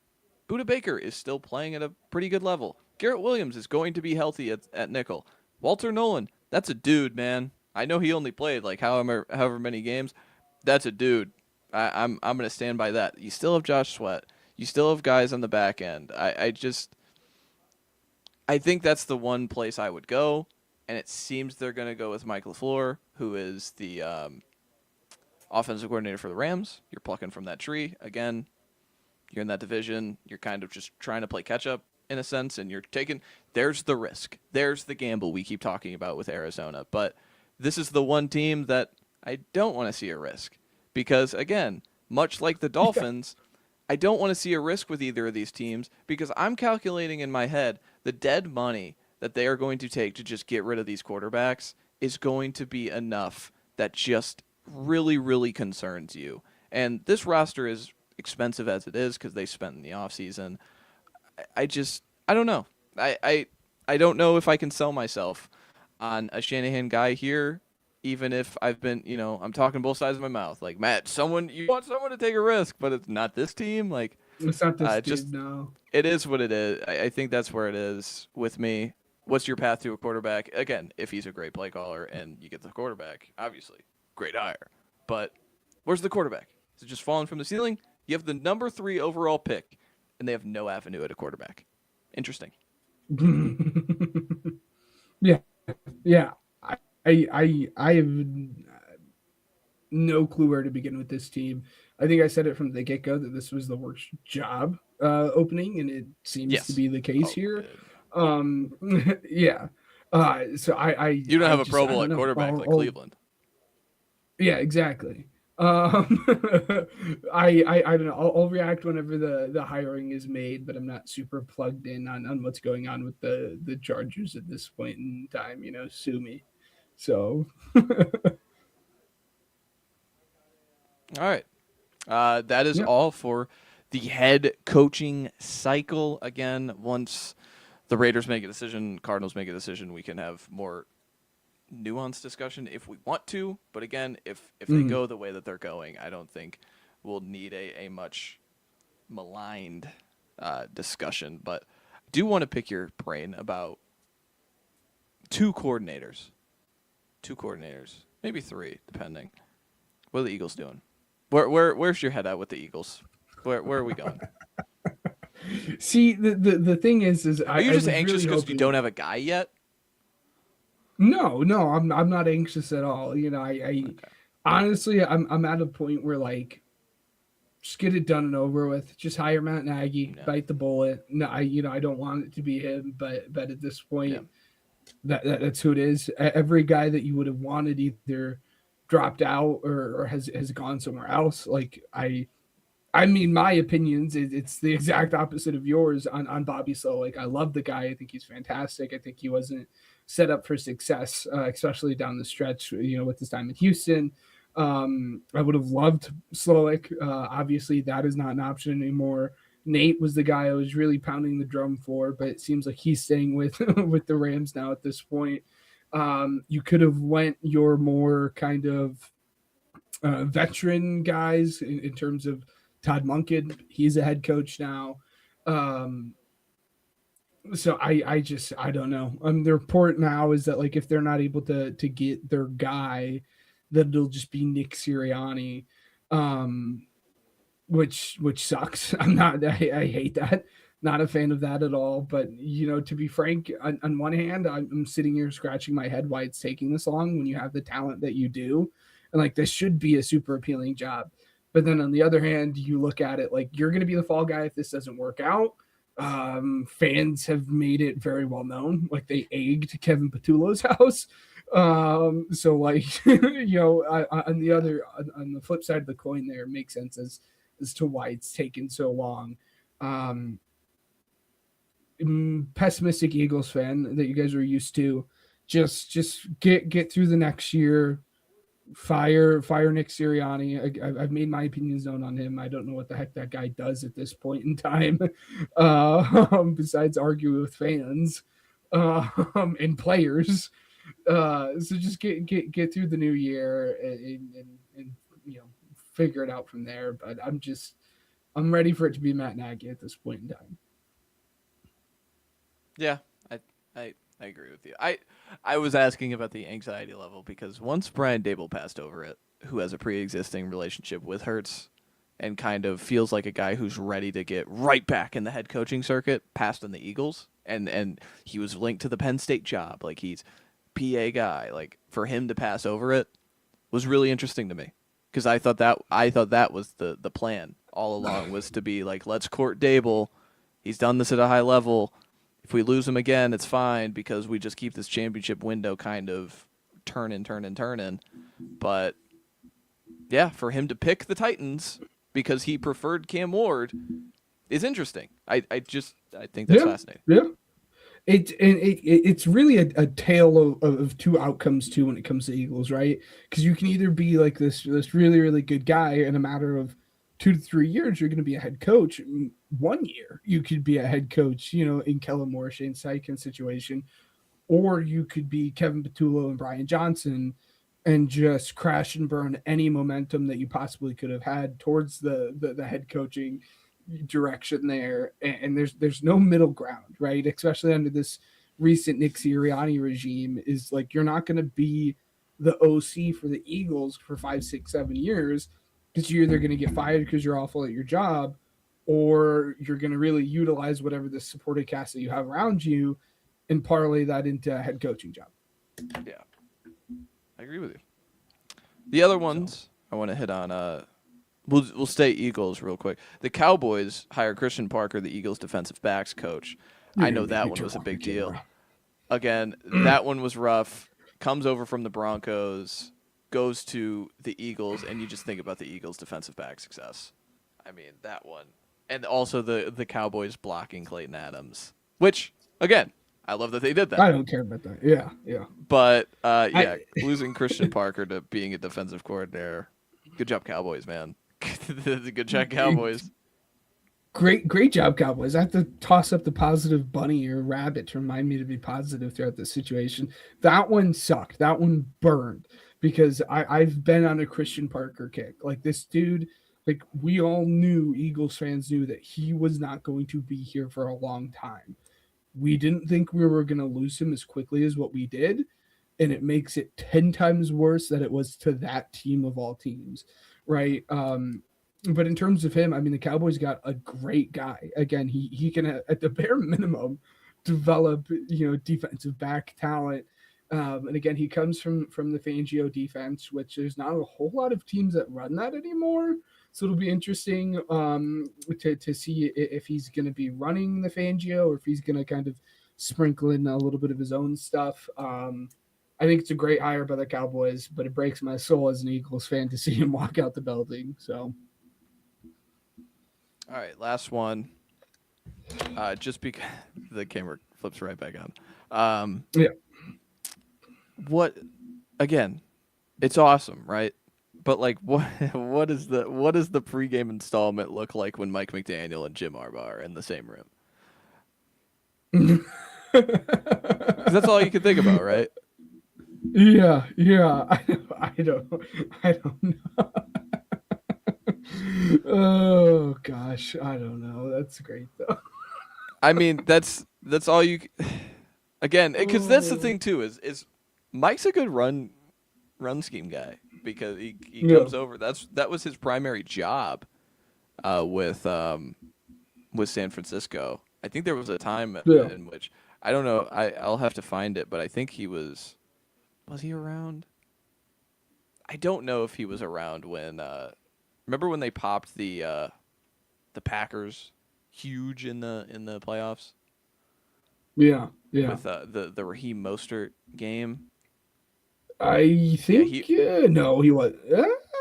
He was the run game coordinator for that season. Okay. I'm pretty sure there's like a clip of Shanahan like in a press conference, like they're going to the Super Bowl, blah blah blah, and he's talking about the run. Someone asked about the run scheme. He's like, "You got to talk to Mike about that."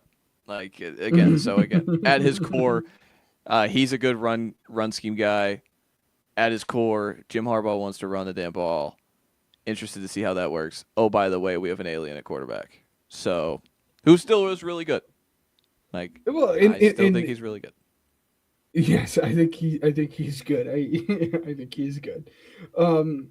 It's fun to even like see his introductory press conference because it seems like even him, like he's gonna bring kind of this.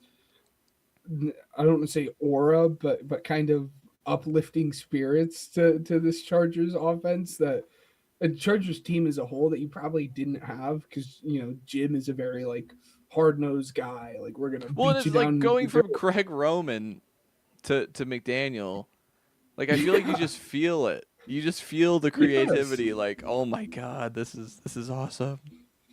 Yes, yeah, it was great. It was I loved it. It was fantastic. Again, I don't think he'll be there long. I'd probably give it a single year with him working with Herbert for him to be gone somewhere else. But I do love it. I think it was a great hire. Imagine that offensive line is healthy. Oh, gonna get reckless. We're gonna get reckless again with this team. We're gonna get reckless. That is all for the coaching carousel talking points. Hit on it pretty hard. We're gonna have to speed through one of these next two segments, if not speed through both of the next two segments, or cut one of them. We'll see. I don't know. What are we gonna do? Yeah, we got to do fake awards. So, okay. Fake awards time. Again, I think we can speed through Senior Bowl because we're still 2 days into practice. Yeah. But yeah. And that's more so just dudes naming guys. But yeah. Do you want to start? Or do you want me to start? I'll start. We have a fun award, and then we have two like gloom and doom awards. I got super meme. I have very meme awards. I wish I did. I wish I was a little bit more creative with it, but I didn't. I'd like to recap the other one. Again, I'm going to do a little victory lap here. For those who remember or those who didn't watch us prior, I had a breakout of the year guy. It was JSN. I said he was going to be a top 5 wide receiver, and boy, did I miss. He's a top 3 wide receiver this year. So we're gonna victory lap that really quickly. But this is a recap. This isn't a predictive show. So we're gonna start off with the Old Guy of the Year award, right? We saw a lot of these old guys, whether that's them coming out of retirement or just old guys playing. And there were a lot of guys that it could have been, but our three final contenders here are two guys that came out of retirement. One that was far more retired than the other.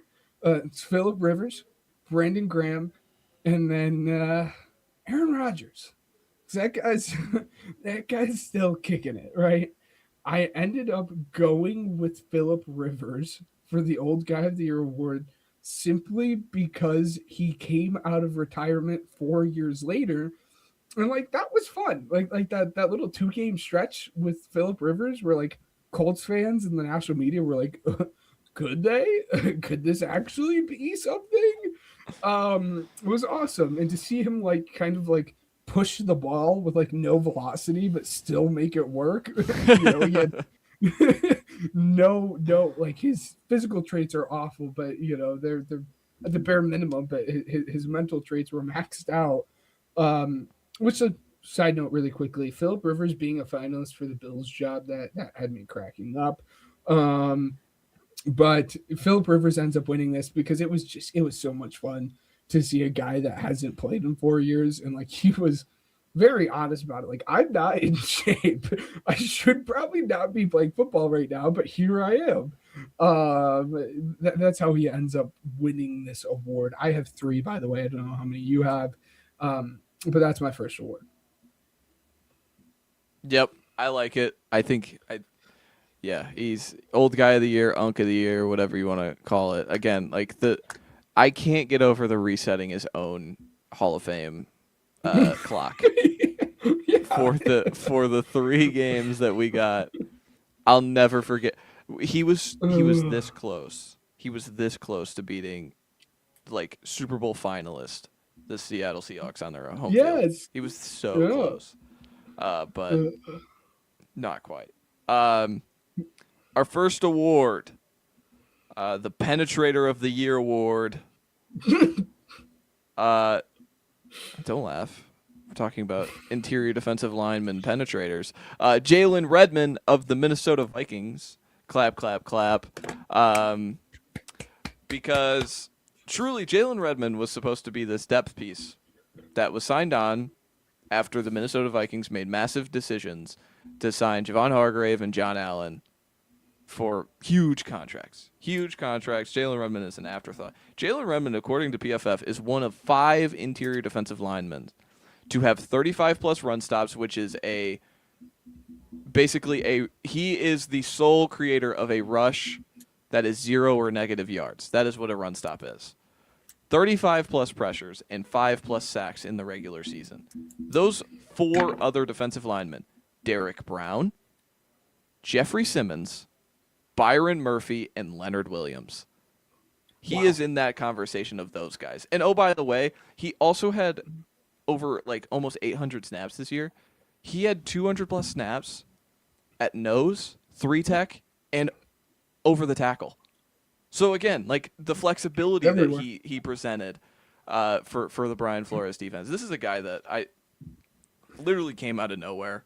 Again, I'm going out of my way to compliment a Sooner right now. That's how good this player was. I think every time you saw him, like 61 was in the backfield making a play. And he played a ton for defensive linemen, which usually you rotate a lot. And especially when you have Hargrave and Jonathan Allen, you don't want him on the field, but he was so good that you had to keep him on the field, and he was kind of an afterthought.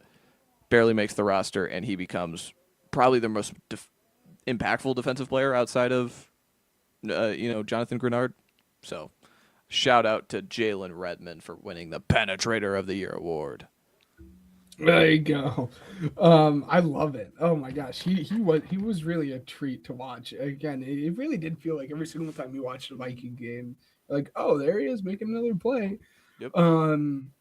We're swinging on to the Bus of the Year award, and this isn't fantasy bus. This is actual Bus of the Year award. There were 3 finalists, and for a moment there was 4 finalists before I thought about it. Your 3 finalists are Matthew Golden, Kenny Grant, and Shamar Stewart. And there was a little bit of guidelines for this. You had to be a first round pick, and you had to play the majority of the season. So I felt bad throwing Travis Hunter in here. You just couldn't do it. So that's how we found ourselves here. That's why Dylan Gabriel luckily didn't find himself on this list. And to be frank, the fourth person that was on this list was actually Jahdae Barron. But the more I thought about it, I'm like, this was always a pick for the next year. Like, this was not a win now pick. So I can't put him in here just because we knew that kind of going into the pick. For a very long time, this was actually Matthew Golden, because I've had these awards done for a little bit now, because we talked about this show for like a month now, it seems like at this point. And for a long time, it was going to be Matthew Golden, because the Packers just like forgot about him. But then, he scored a touchdown. So it wasn't him. So that really brings you down to Kenny Grant and Shamar Stewart. Kenny Grant has been horrific, not good at all, even considering he's not going to get a lot of pressure. He's going to stop the run. Well, he wasn't very good at stopping the run either. His run grade was awful. But he turned it on in the back half of the season, unlike Shamar Stewart. And that's who our award winner is going to be. And it kind of felt like from the start that this was going to be a bad pick, considering everything that had happened with him holding out, not going through camp, getting hurt. He missed 5 games this year. And that guy was awful. The Bengals, I guarantee if you could give them a reverse button, they would go far back in time and do everything they possibly could to not draft this guy, considering all the off-the-field drama that he had. And then how bad he was, even when he played, because he wasn't even good when he played. So the bust of the year, Shamar Stewart. Sorry that had to be you, because I loved you coming into the draft, but you suck at football. Or at least you did.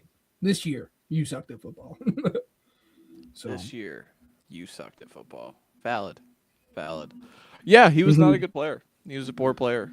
He was such a poor player that, again, Miles Murphy had to stay on the field, which I think was a diagnosis that they really wanted to take him off the field in favor of Shamar Stewart. Yes. But overall, he was just, again, not as impactful as a pass rusher as you would want him to be. He's still figuring it all out.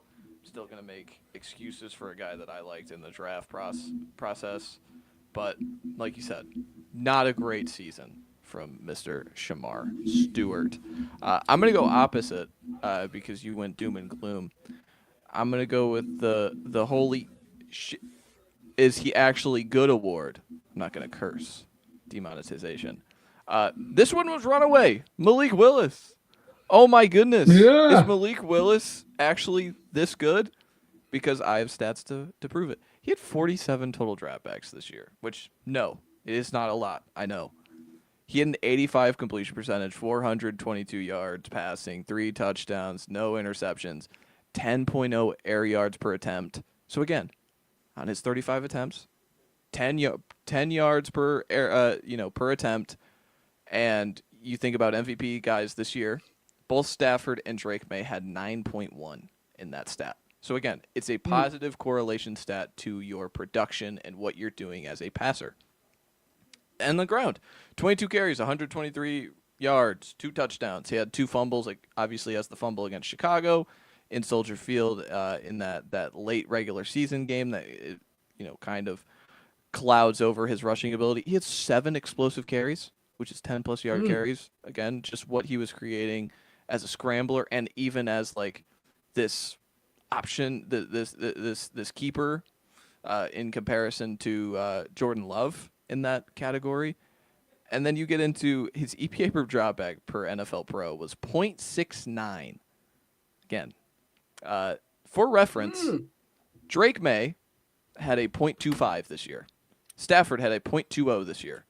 Josh Allen last year had a 0.25 this year, and Lamar had a 0.29. He is doubling MVP candidates. Again, it's 47 dropbacks. So that raises the question to my award, is he actually that good? The stats say he's really good. The eye test told us he was really good. Remember that Baltimore game? And that he leaves with a shoulder injury or something. someone's going to pay him some money to, like, is he actually that good? And I'm really interested to figure it out because I think this is a fun breakout for a guy that, he's a part of our first combine, 2022. I'll always remember that. So again, like I think he just sticks out from that draft class. I thought he was a really good player in that draft class. I would have taken him in the first round. But he's finally figuring it out and interested to see where he goes from here.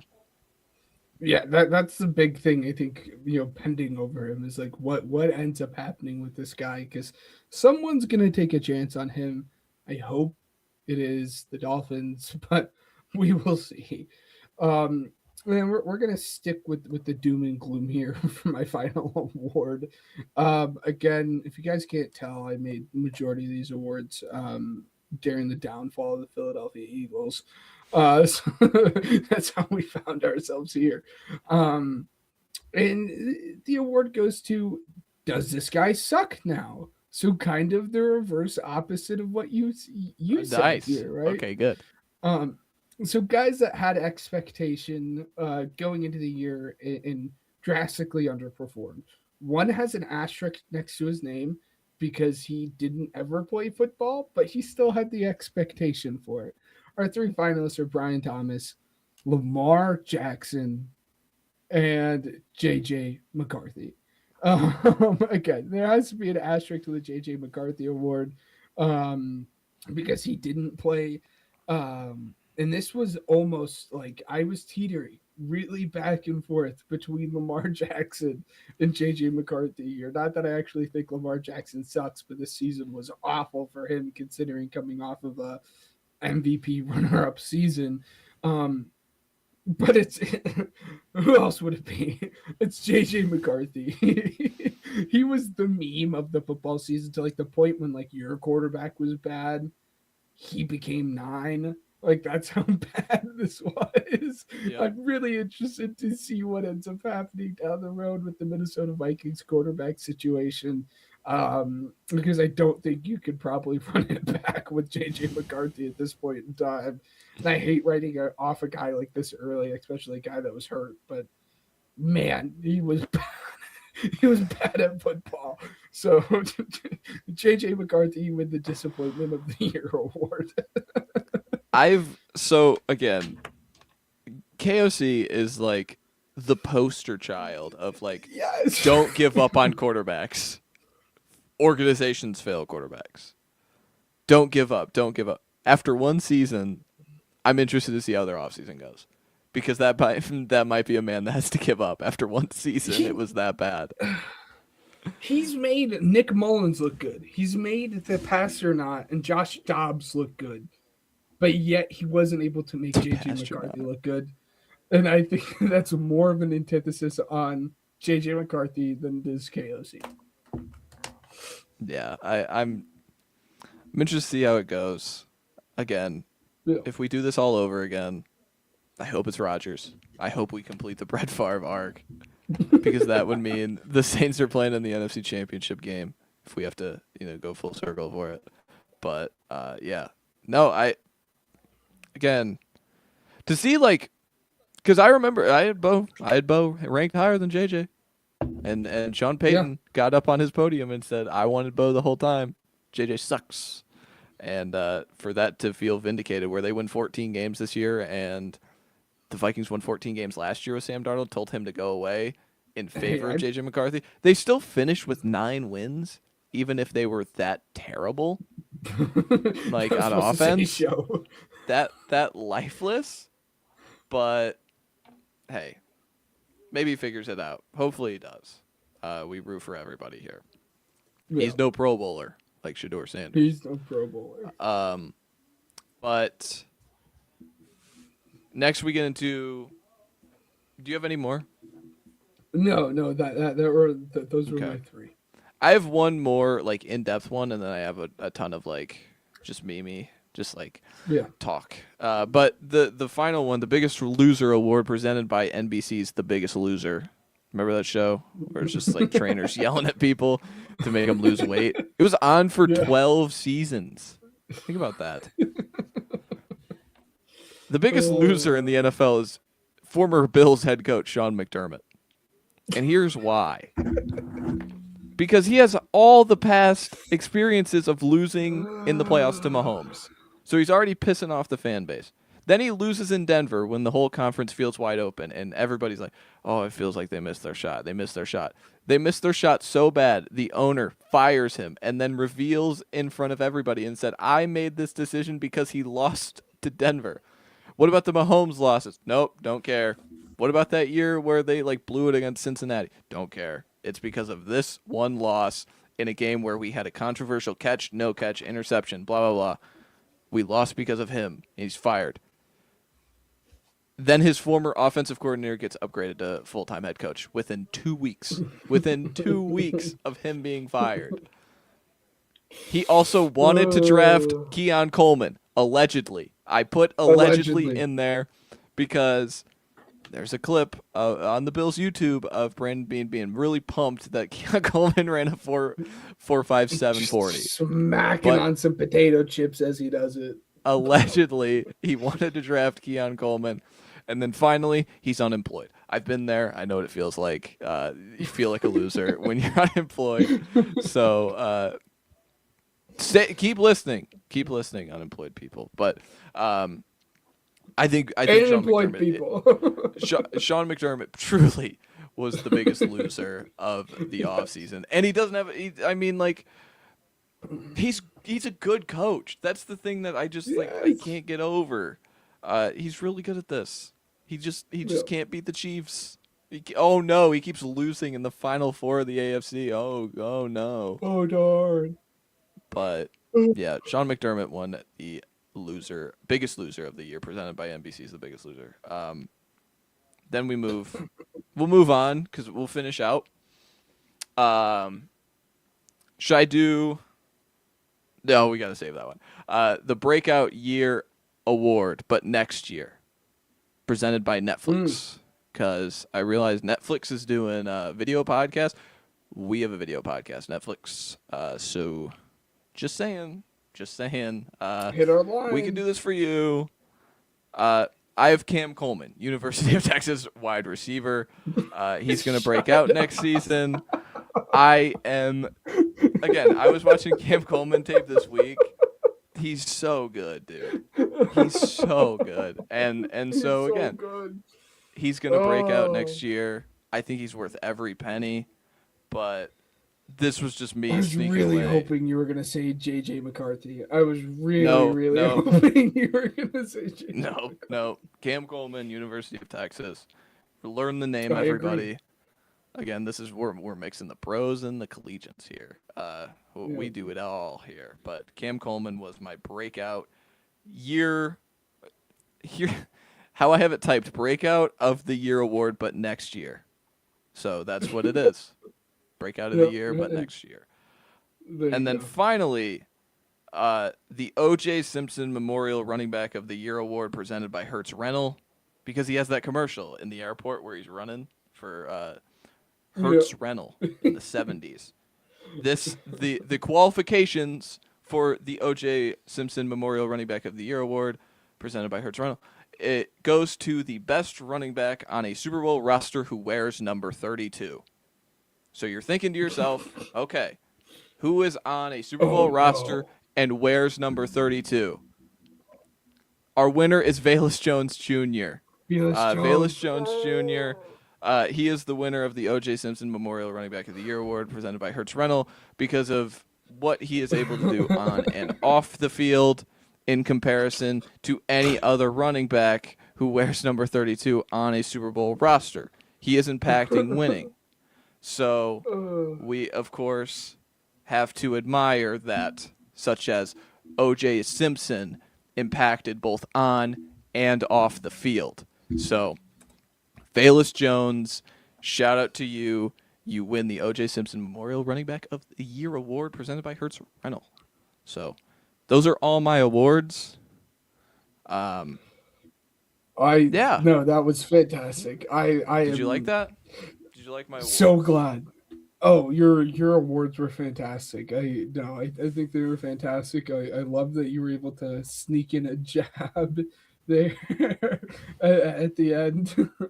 um, as I'm actively going through the depth chart here for the Patriots to confirm what I thought their running back that was 32 was, which is I'm so happy that it went to Bayless Jones, and Yeah. I'm gonna leave it at that. Do your research if you guys want to figure out who 32 Yes. is. It's not that very hard. You didn't see him a lot. But You didn't see him a lot against the Broncos. I'll say that. no, you didn't. Played No, 4 you snaps. didn't. So And I know you're probably saying Yeah, the same thing.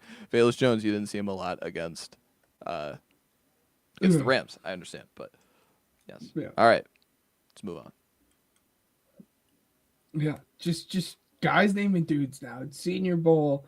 It's what a time to be alive. This is really when scouting comes out in full force, and it really is just guys naming dudes here. Um, I'll start off. I'm gonna kind of lump three of them together, and that's gonna be our edge rushers. There are three edge rushers that have really stood out. I think the biggest riser is actually one of these edge rushers, Derek Moore. Those clips have gone viral of him just absolutely just like obliterating guys in one-on-ones. But then the other two that stood out were Zion Young and TJ Parker for me. Shocker, the first round pick in TJ Parker is looking good in Senior Bowl, beating up on guys that probably won't even be selected until day 3.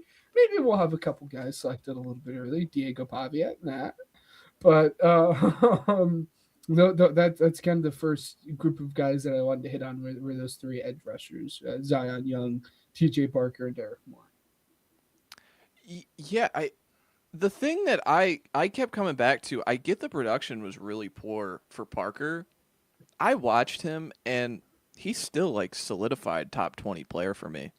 And close to a first round grade. Again, there's not going to be a lot of first round grades in this class, but like what he does with the long arm stuff, he has enough athletic twitch in his body to be just a powerful 4-down player, what is it? 4-down rush player, can play 3 downs. It's just he was an easy eval for me. Cuz I really liked him in the summer. And again, didn't pop as like one of the 3 best guys, but the mock's putting him in the solidified 20s. I'm like, I can't get, like, I think this is a really, really good player. Zion Young is another one from Mizzou. He was someone that, again, he just flashed throughout the college football season.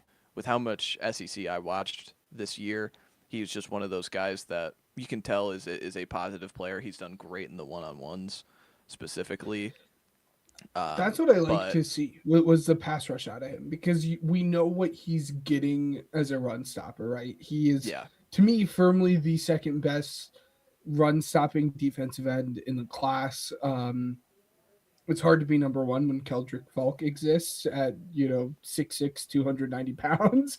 But it was fun to see him flash some of that pass rush stuff, because we know what he's getting on the run side of everything. So it was fun to see him, do the one-on-ones.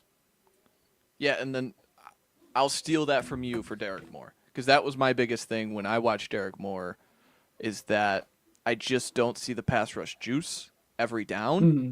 But in the one-on-ones, obviously he has the highlight play against the Miami kid Bell, where he just runs through him. Again, he's built huge too. I think his floor as a run guy is it's so solidified. Top 2 rounds pretty easily for me, even in a good edge class right now. But Derek Moore is, again, all 3 of these guys, you presented it well. I think they all are very similar in size and stature, and even athletic tools there. But you just wanted to see more out of an athletic profile to put it all together in pass rush reps, and I think all of those guys throughout have done it pretty well. I'll start on the offensive side of the ball. I think again, I mentioned him to you a little before we started recording. Kevin Coleman, receiver out of Mizzou, is someone that, again, he's just a slippery separator. he was really good on tape, like really good, but they just didn't have the players to get him the football. It's very, again, I'm looking at it. It's very similar to the Burden and the Theo Weiss of it all. It's just like the quarterback play was just not good enough to get these players the football down the field. And Kevin Coleman is pretty similar. They ran the offense through him sometimes when you just didn't have the run game going with Jamal Roberts and Ahmed Hardy. So again, Kevin Coleman was someone that I really highlighted. He had some wins in one-on-one where he's just a slippery separator. If you can't get hands on him, then watch out. And then another one that I think a lot of people were talking about was Malachi Fields. How big he is, how just big and strong he is at the catch point specifically. Were you? It was the Georgia State kid, right? Was that who you're thinking of? Yeah. But Malachi Fields he's out of Notre Dame. I don't know much about him at all. I need to figure it out. But he's just overall Malachi Fields. He's not. It compares a lot to Kevin Austin, Notre Dame, a few years ago, where it's like the man coverage stuff is not good. But again, he's with how big and imposing he is. I'm not looking for him to be this like route technician. Like I need you to be a clear out, dirty work X guy, and I think he can do that. And he showed some flashes in day one. I've yet to get fully deep into day two yet, so I'll clarifying for you too as we discuss this. But he was someone that popped to me on day one. Yeah. Malachi Fields and Ted Hurst, the Georgia State guy, were the two wide receivers that really stood out to me. Ted Hurst, if you guys aren't familiar but are kind of keeping up with the Senior Bowl, he was the guy that had the highlight catch on the one-on-ones in the front end of the end zone there, which I have absolutely no clue how he came down with that. That was ridiculous. Again, still don't know a whole lot about him. Hand up, don't watch a lot of Georgia State, film. That's on me, guys. I apologize. But this is what the Senior Bowls are about. Because there's so many coaches who are sitting there going, "The hell's that kid?" Wait, he was on Georgia State. They won one football game with T.J. Finley. It's. I think this is why these bowl games are awesome. But what he can offer as a vertical field guy with his size is something special, especially on stacked route concepts and everything and layered route concepts. Again, don't know a whole lot about him, but he popped as a vertical threat for me for the little that I did watch from the Senior Bowl practices and the one-on-ones. He's a guy that I'm really excited to look into because he had a fairly productive year, even in a bad situation there at Georgia State. He had 71 catches, just over 1,000 yards. He had 1,004 yards and six touchdowns. So in a not good program, he was fairly productive. So I'm very excited to dig into him a little bit deeper because he popped when I watched some Senior Bowl stuff. So. The other thing I didn't mention with these guys is that with their size, the ability to stack downfield is so vital for me. With when you are just this big physical over like 6'3", 200-pound guy, that is so vital to me at being able to do it. And I think both of them just flashed it throughout, like even the scrimmages where they do those little drills and things like that. There was one with Fields where it's over his head. The ball isn't on target. But you see him having that ability to stack defenders on the outside. And again, if you put that size to good use, you're just going to play. You're going to play in this league. And then for Hurst, the same way. Like he just that rep is just standard where he just gets by him, stacks and go find the ball. So again, I was very impressed by them.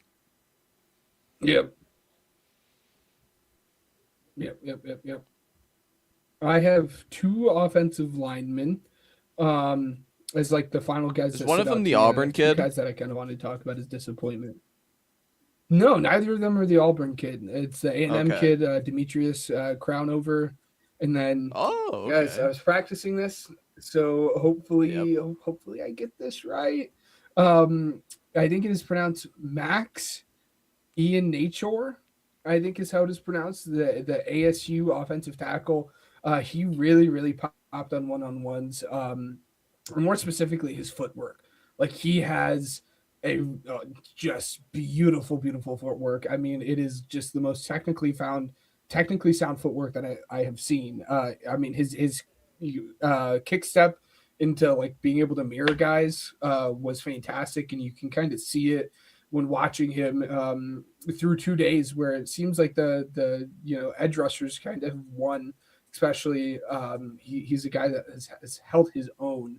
And then again, Demetrius Overcrown, he was just fun to watch. He just popped. I mean, nothing like particularly well that I'd seen him, but he just wasn't getting beat. He was able to move guys. So he just popped just because he seemed like a really solid guy that, again, wasn't getting beat. And you can't say that for a lot of the other guys here at the Senior Bowl through the first 2 days.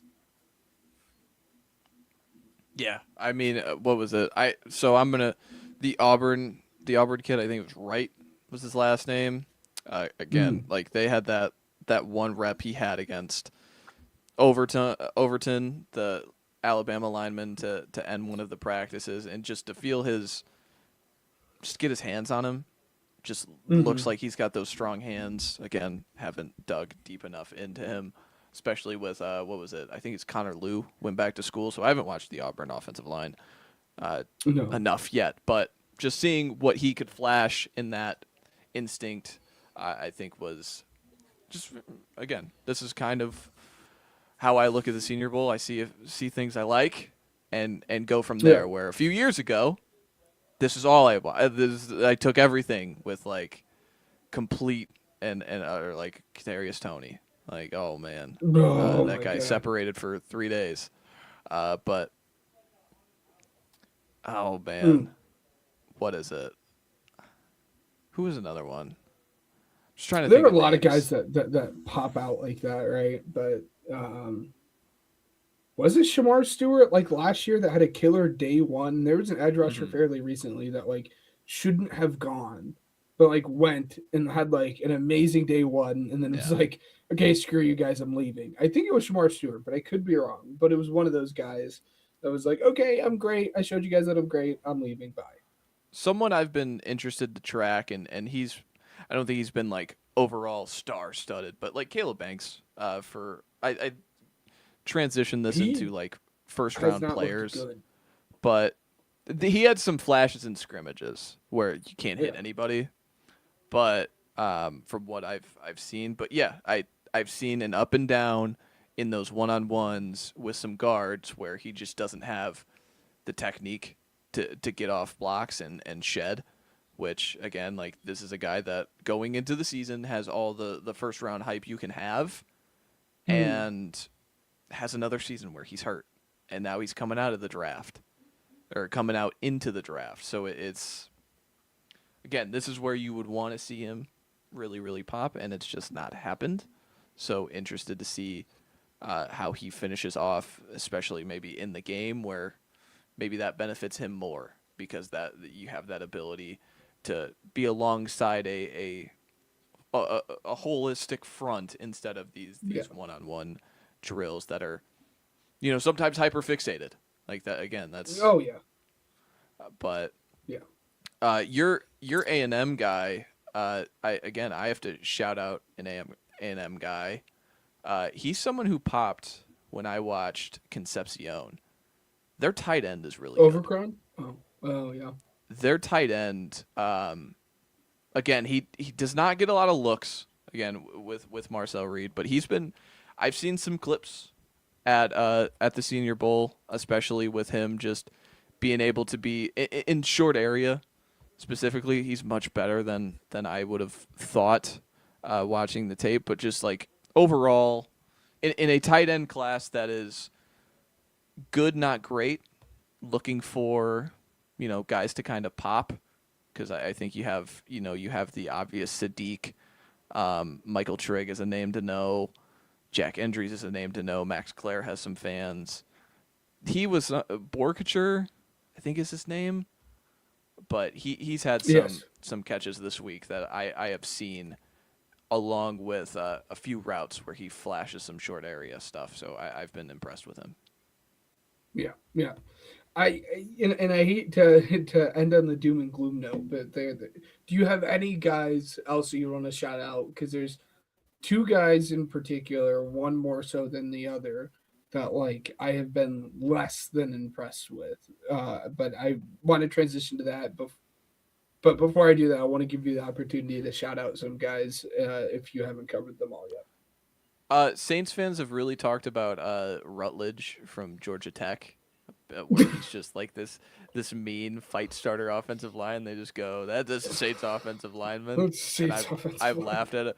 I've seen him a few times, but I'm not, thrilled. I'm interested to see how the linebackers fare. I'm really gonna dig into this because these linebackers, I really like this. I just like this That class Pitt kid. From That Pitt kid at the from Senior college Bowl was football. great. Yeah, Kyle Lewis. He's Yeah. tiny, but man, he's got something to him. Same He thing can with cover. like Betcher, the BYU Jack Kelly. He's huge. I know what is it? Scooby Williams is there. Jacob Rodriguez, of course, if you're a college football fan, is there. There's just a ton of guys that have been around college football and really made a name for themselves, and they are all there. So I'm interested to go back and watch that linebacker class. But outside of that, I don't. The Illinois rusher, Gabe Yeah, Yakus. sure. I like Gabe Yakus. Oh my gosh. He is massive. Oh my gosh. He's huge. That is Yeah, a big man. I don't know if he'll play defensive end. I like him more, as a 3-4 defensive end than like an actual edge rusher. But he's been able to win some reps. So like I'm not even fully convinced that like he's a 3-4 only guy. He's massive and he moves well for how big of a guy he is. It was he's fun. So All right, speaking be of, doom and gloom. Here he I'll do comes. it. I'll do it. I'm sorry, guys. There's only two. One makes me very happy that I don't want to say makes me happy. Obviously, we want to we're wishing the best for everyone. I'll start off with kind of the lesser one. It's Diego Pavia, strictly because he's 5'9", which is like funny because like we all knew he was short. You like, what are we heightest. doing? Yeah, we all knew he was short, but he's had a very lackluster 2 days as well, on top of like being like 3 inches shorter than what you were listed as. But the other one, and this one hurts me because I loved his film. His film was so much fun to watch. Romello Height, like that hurt. Like this should have been a situation that you could have just came into, you could have dominated. Like you're being, at least right now, mocked, in the front end of round 2. Age might be a little bit of a concern because he's a little old. But like this should have been a situation for you to step into and absolutely dominate, coming off of the year that you had rushing the passer, and his explosion is just not there. And what we've kind of came a little bit used to throughout the season was really, really good. And he just has not shown that at all, especially in those one-on-one reps. Again, taking all of this within a grain of salt, because I did like what he put out on tape. But I just disappointed. I would have expected you to beat up on these guys a little bit more, especially considering the success that other edge rushers have had through the first 2 days. So, but Yeah, I mean he's just a small guy. I think that's Yes. the thing that again, like it's with some of these guys you are gambling. Like the arms are fine. What was it? I think the arms were north of 32 inches. So again, that's something you kind of look for. But I believe he's under 6'3". He's under 240. It's just going to be definitely not for a lot of people, and even myself included. I've kind of fallen into that camp more so than not with those things like that. It's why I was so hesitant on Mike Green. for however long that was last year, because it's just that makes me concerned to put you at the next level. And then again, like if you aren't separating among this group, then again that's another kind of a red flag. But back on the other side of the good, I haven't seen much about your Texas Tech receivers outside of like one Reggie Virgil clip. Have they been? I know it's disappointed me because there were two Texas Tech receivers. They're not built for the one-on-one drills, though. That's the thing. No, exactly. There were two Texas Tech wide receivers that like I was really interested in going through this process strictly just because of like measurables and how I feel. I am very much specifically with the DBs and wide receivers for the people that have been with us through this entire process. Height, weight, speed kind of guy, and I hate that I'm this way. Well, height, weight, speed, and you have to be able to catch the football, obviously. But there were two that I were like was really, really, really like looking forward to seeing, and as you said, they kind of haven't really popped. Reggie Virgil was one of them, and I'm blanking on the name of the other one. Let me see. He's Douglas. Yes. Caleb Douglas. That's the other one. Strictly because he was like 6'4", and you should be able to dominate at that size. And like you looked fine with a not fine quarterback throwing you the football, which we'll see. Again, you got to take everything that you see at the Senior Bowl with a grain of salt. But I would have hoped him and Reggie would have popped off a little bit more. But we'll see. I'm still gonna pull back a little bit. I still have hope for both those guys, strictly because you're tall and fast. So again, this is me more asking than like fully dug in yet. Has any quarterback popped? Like any quarterback really shown separate? Because again, this is where you want to feel like you can separate from your peers. In a bad quarterback class where we're looking at maybe two guys in any top 50 list you look at, this is where you can kind of separate, and there's that void for QB3. Have you seen anybody that's like, hey, he looks noticeable, and you can say no too? No, I mean, in terms of the process, no. In terms of the Senior Bowl, the South Dakota State kid, strictly because, or North Dakota State kid, strictly because I didn't know a whole lot about him. And he's just looked like smart, delivering the ball where it needs to go. Just kind of what you're hoping for. Like you don't necessarily have to flash at all throughout this. This isn't kind of necessarily a situation where you're supposed to kind of flash as a quarterback. It's more so just getting the ball where it needs to go, getting good placement. So I think the North Dakota State kid, in terms of quarterbacks at the Senior Bowl, has probably been the best one thus far, or at least the one that I didn't know, enough about and has kind of, opened my eyes up. But in terms of draft class as a whole, like, I think, we're 2 hours and 13 minutes in, and I'll drop the first, curse word here. I think you're shit out of luck. Like, if you need a quarterback, this isn't the draft for it, unless you're the Raiders. So, I agree with you. There was a world where I was flirting with the Nussmeier over Ty Simpson. I can't lie. As you should. I was flirting with it, but again, I Go can't back, get there. Go back.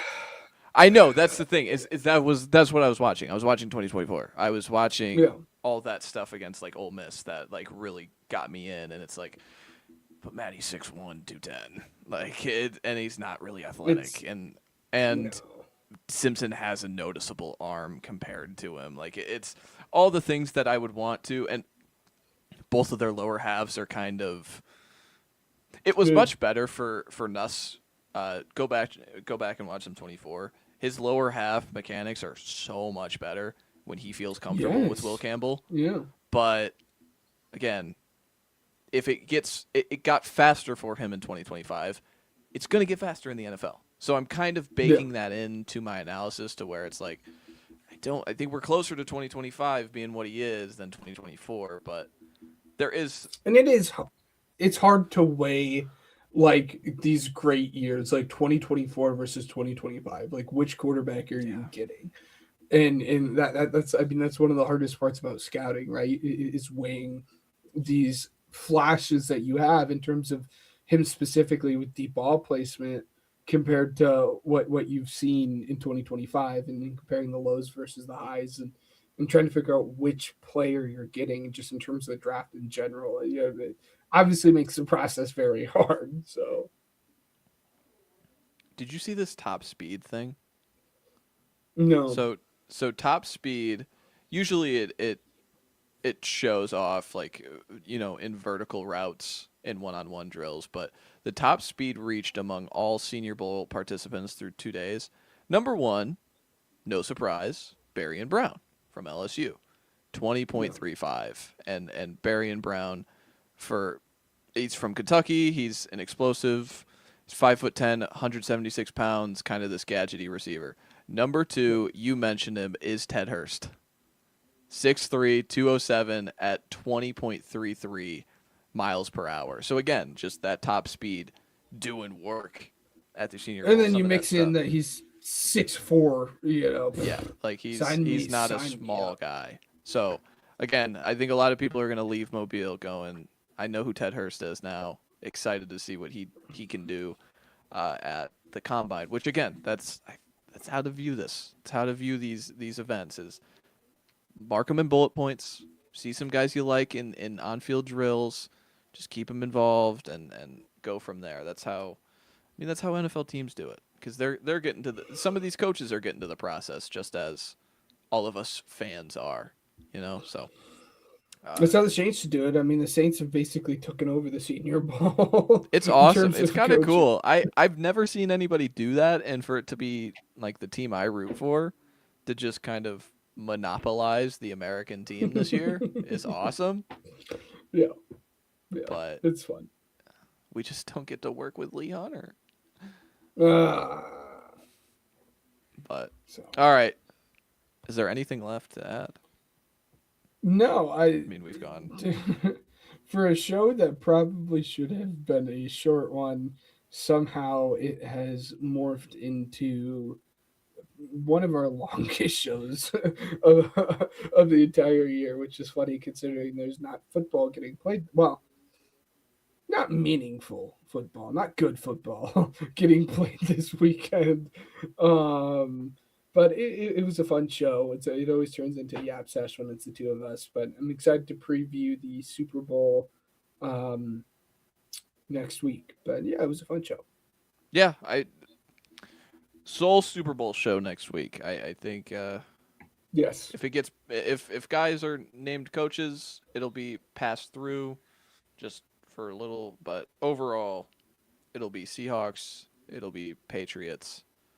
For however long we decide, with the biggest game of the year and all the keys to victory for both sides. But yes, that's it for the Pigskin Project. I hope you enjoyed the Yap Sesh. Make sure to like and engage with the content if you enjoyed it, because that is very important to us as we shift into off-season mode as everybody else does. Guess what? We're not going anywhere. So stick around as we dig deeper into the scouting process and try and make some sense of when your team picks who knows what at in the top 15, you have somewhere to come and we can justify it. Maybe we eviscerate it. Who knows? But who knows? Still, I think, and we're so close to mock draft season 2 on this channel. I think keep that in mind. I think we're very close to that, but. Hope you enjoyed this show. Yes. All right. Thank you to our sponsors, Regional Radio Sports, Uppercuts for Grooming, and Spotify for Podcasters. And we will see you guys next week.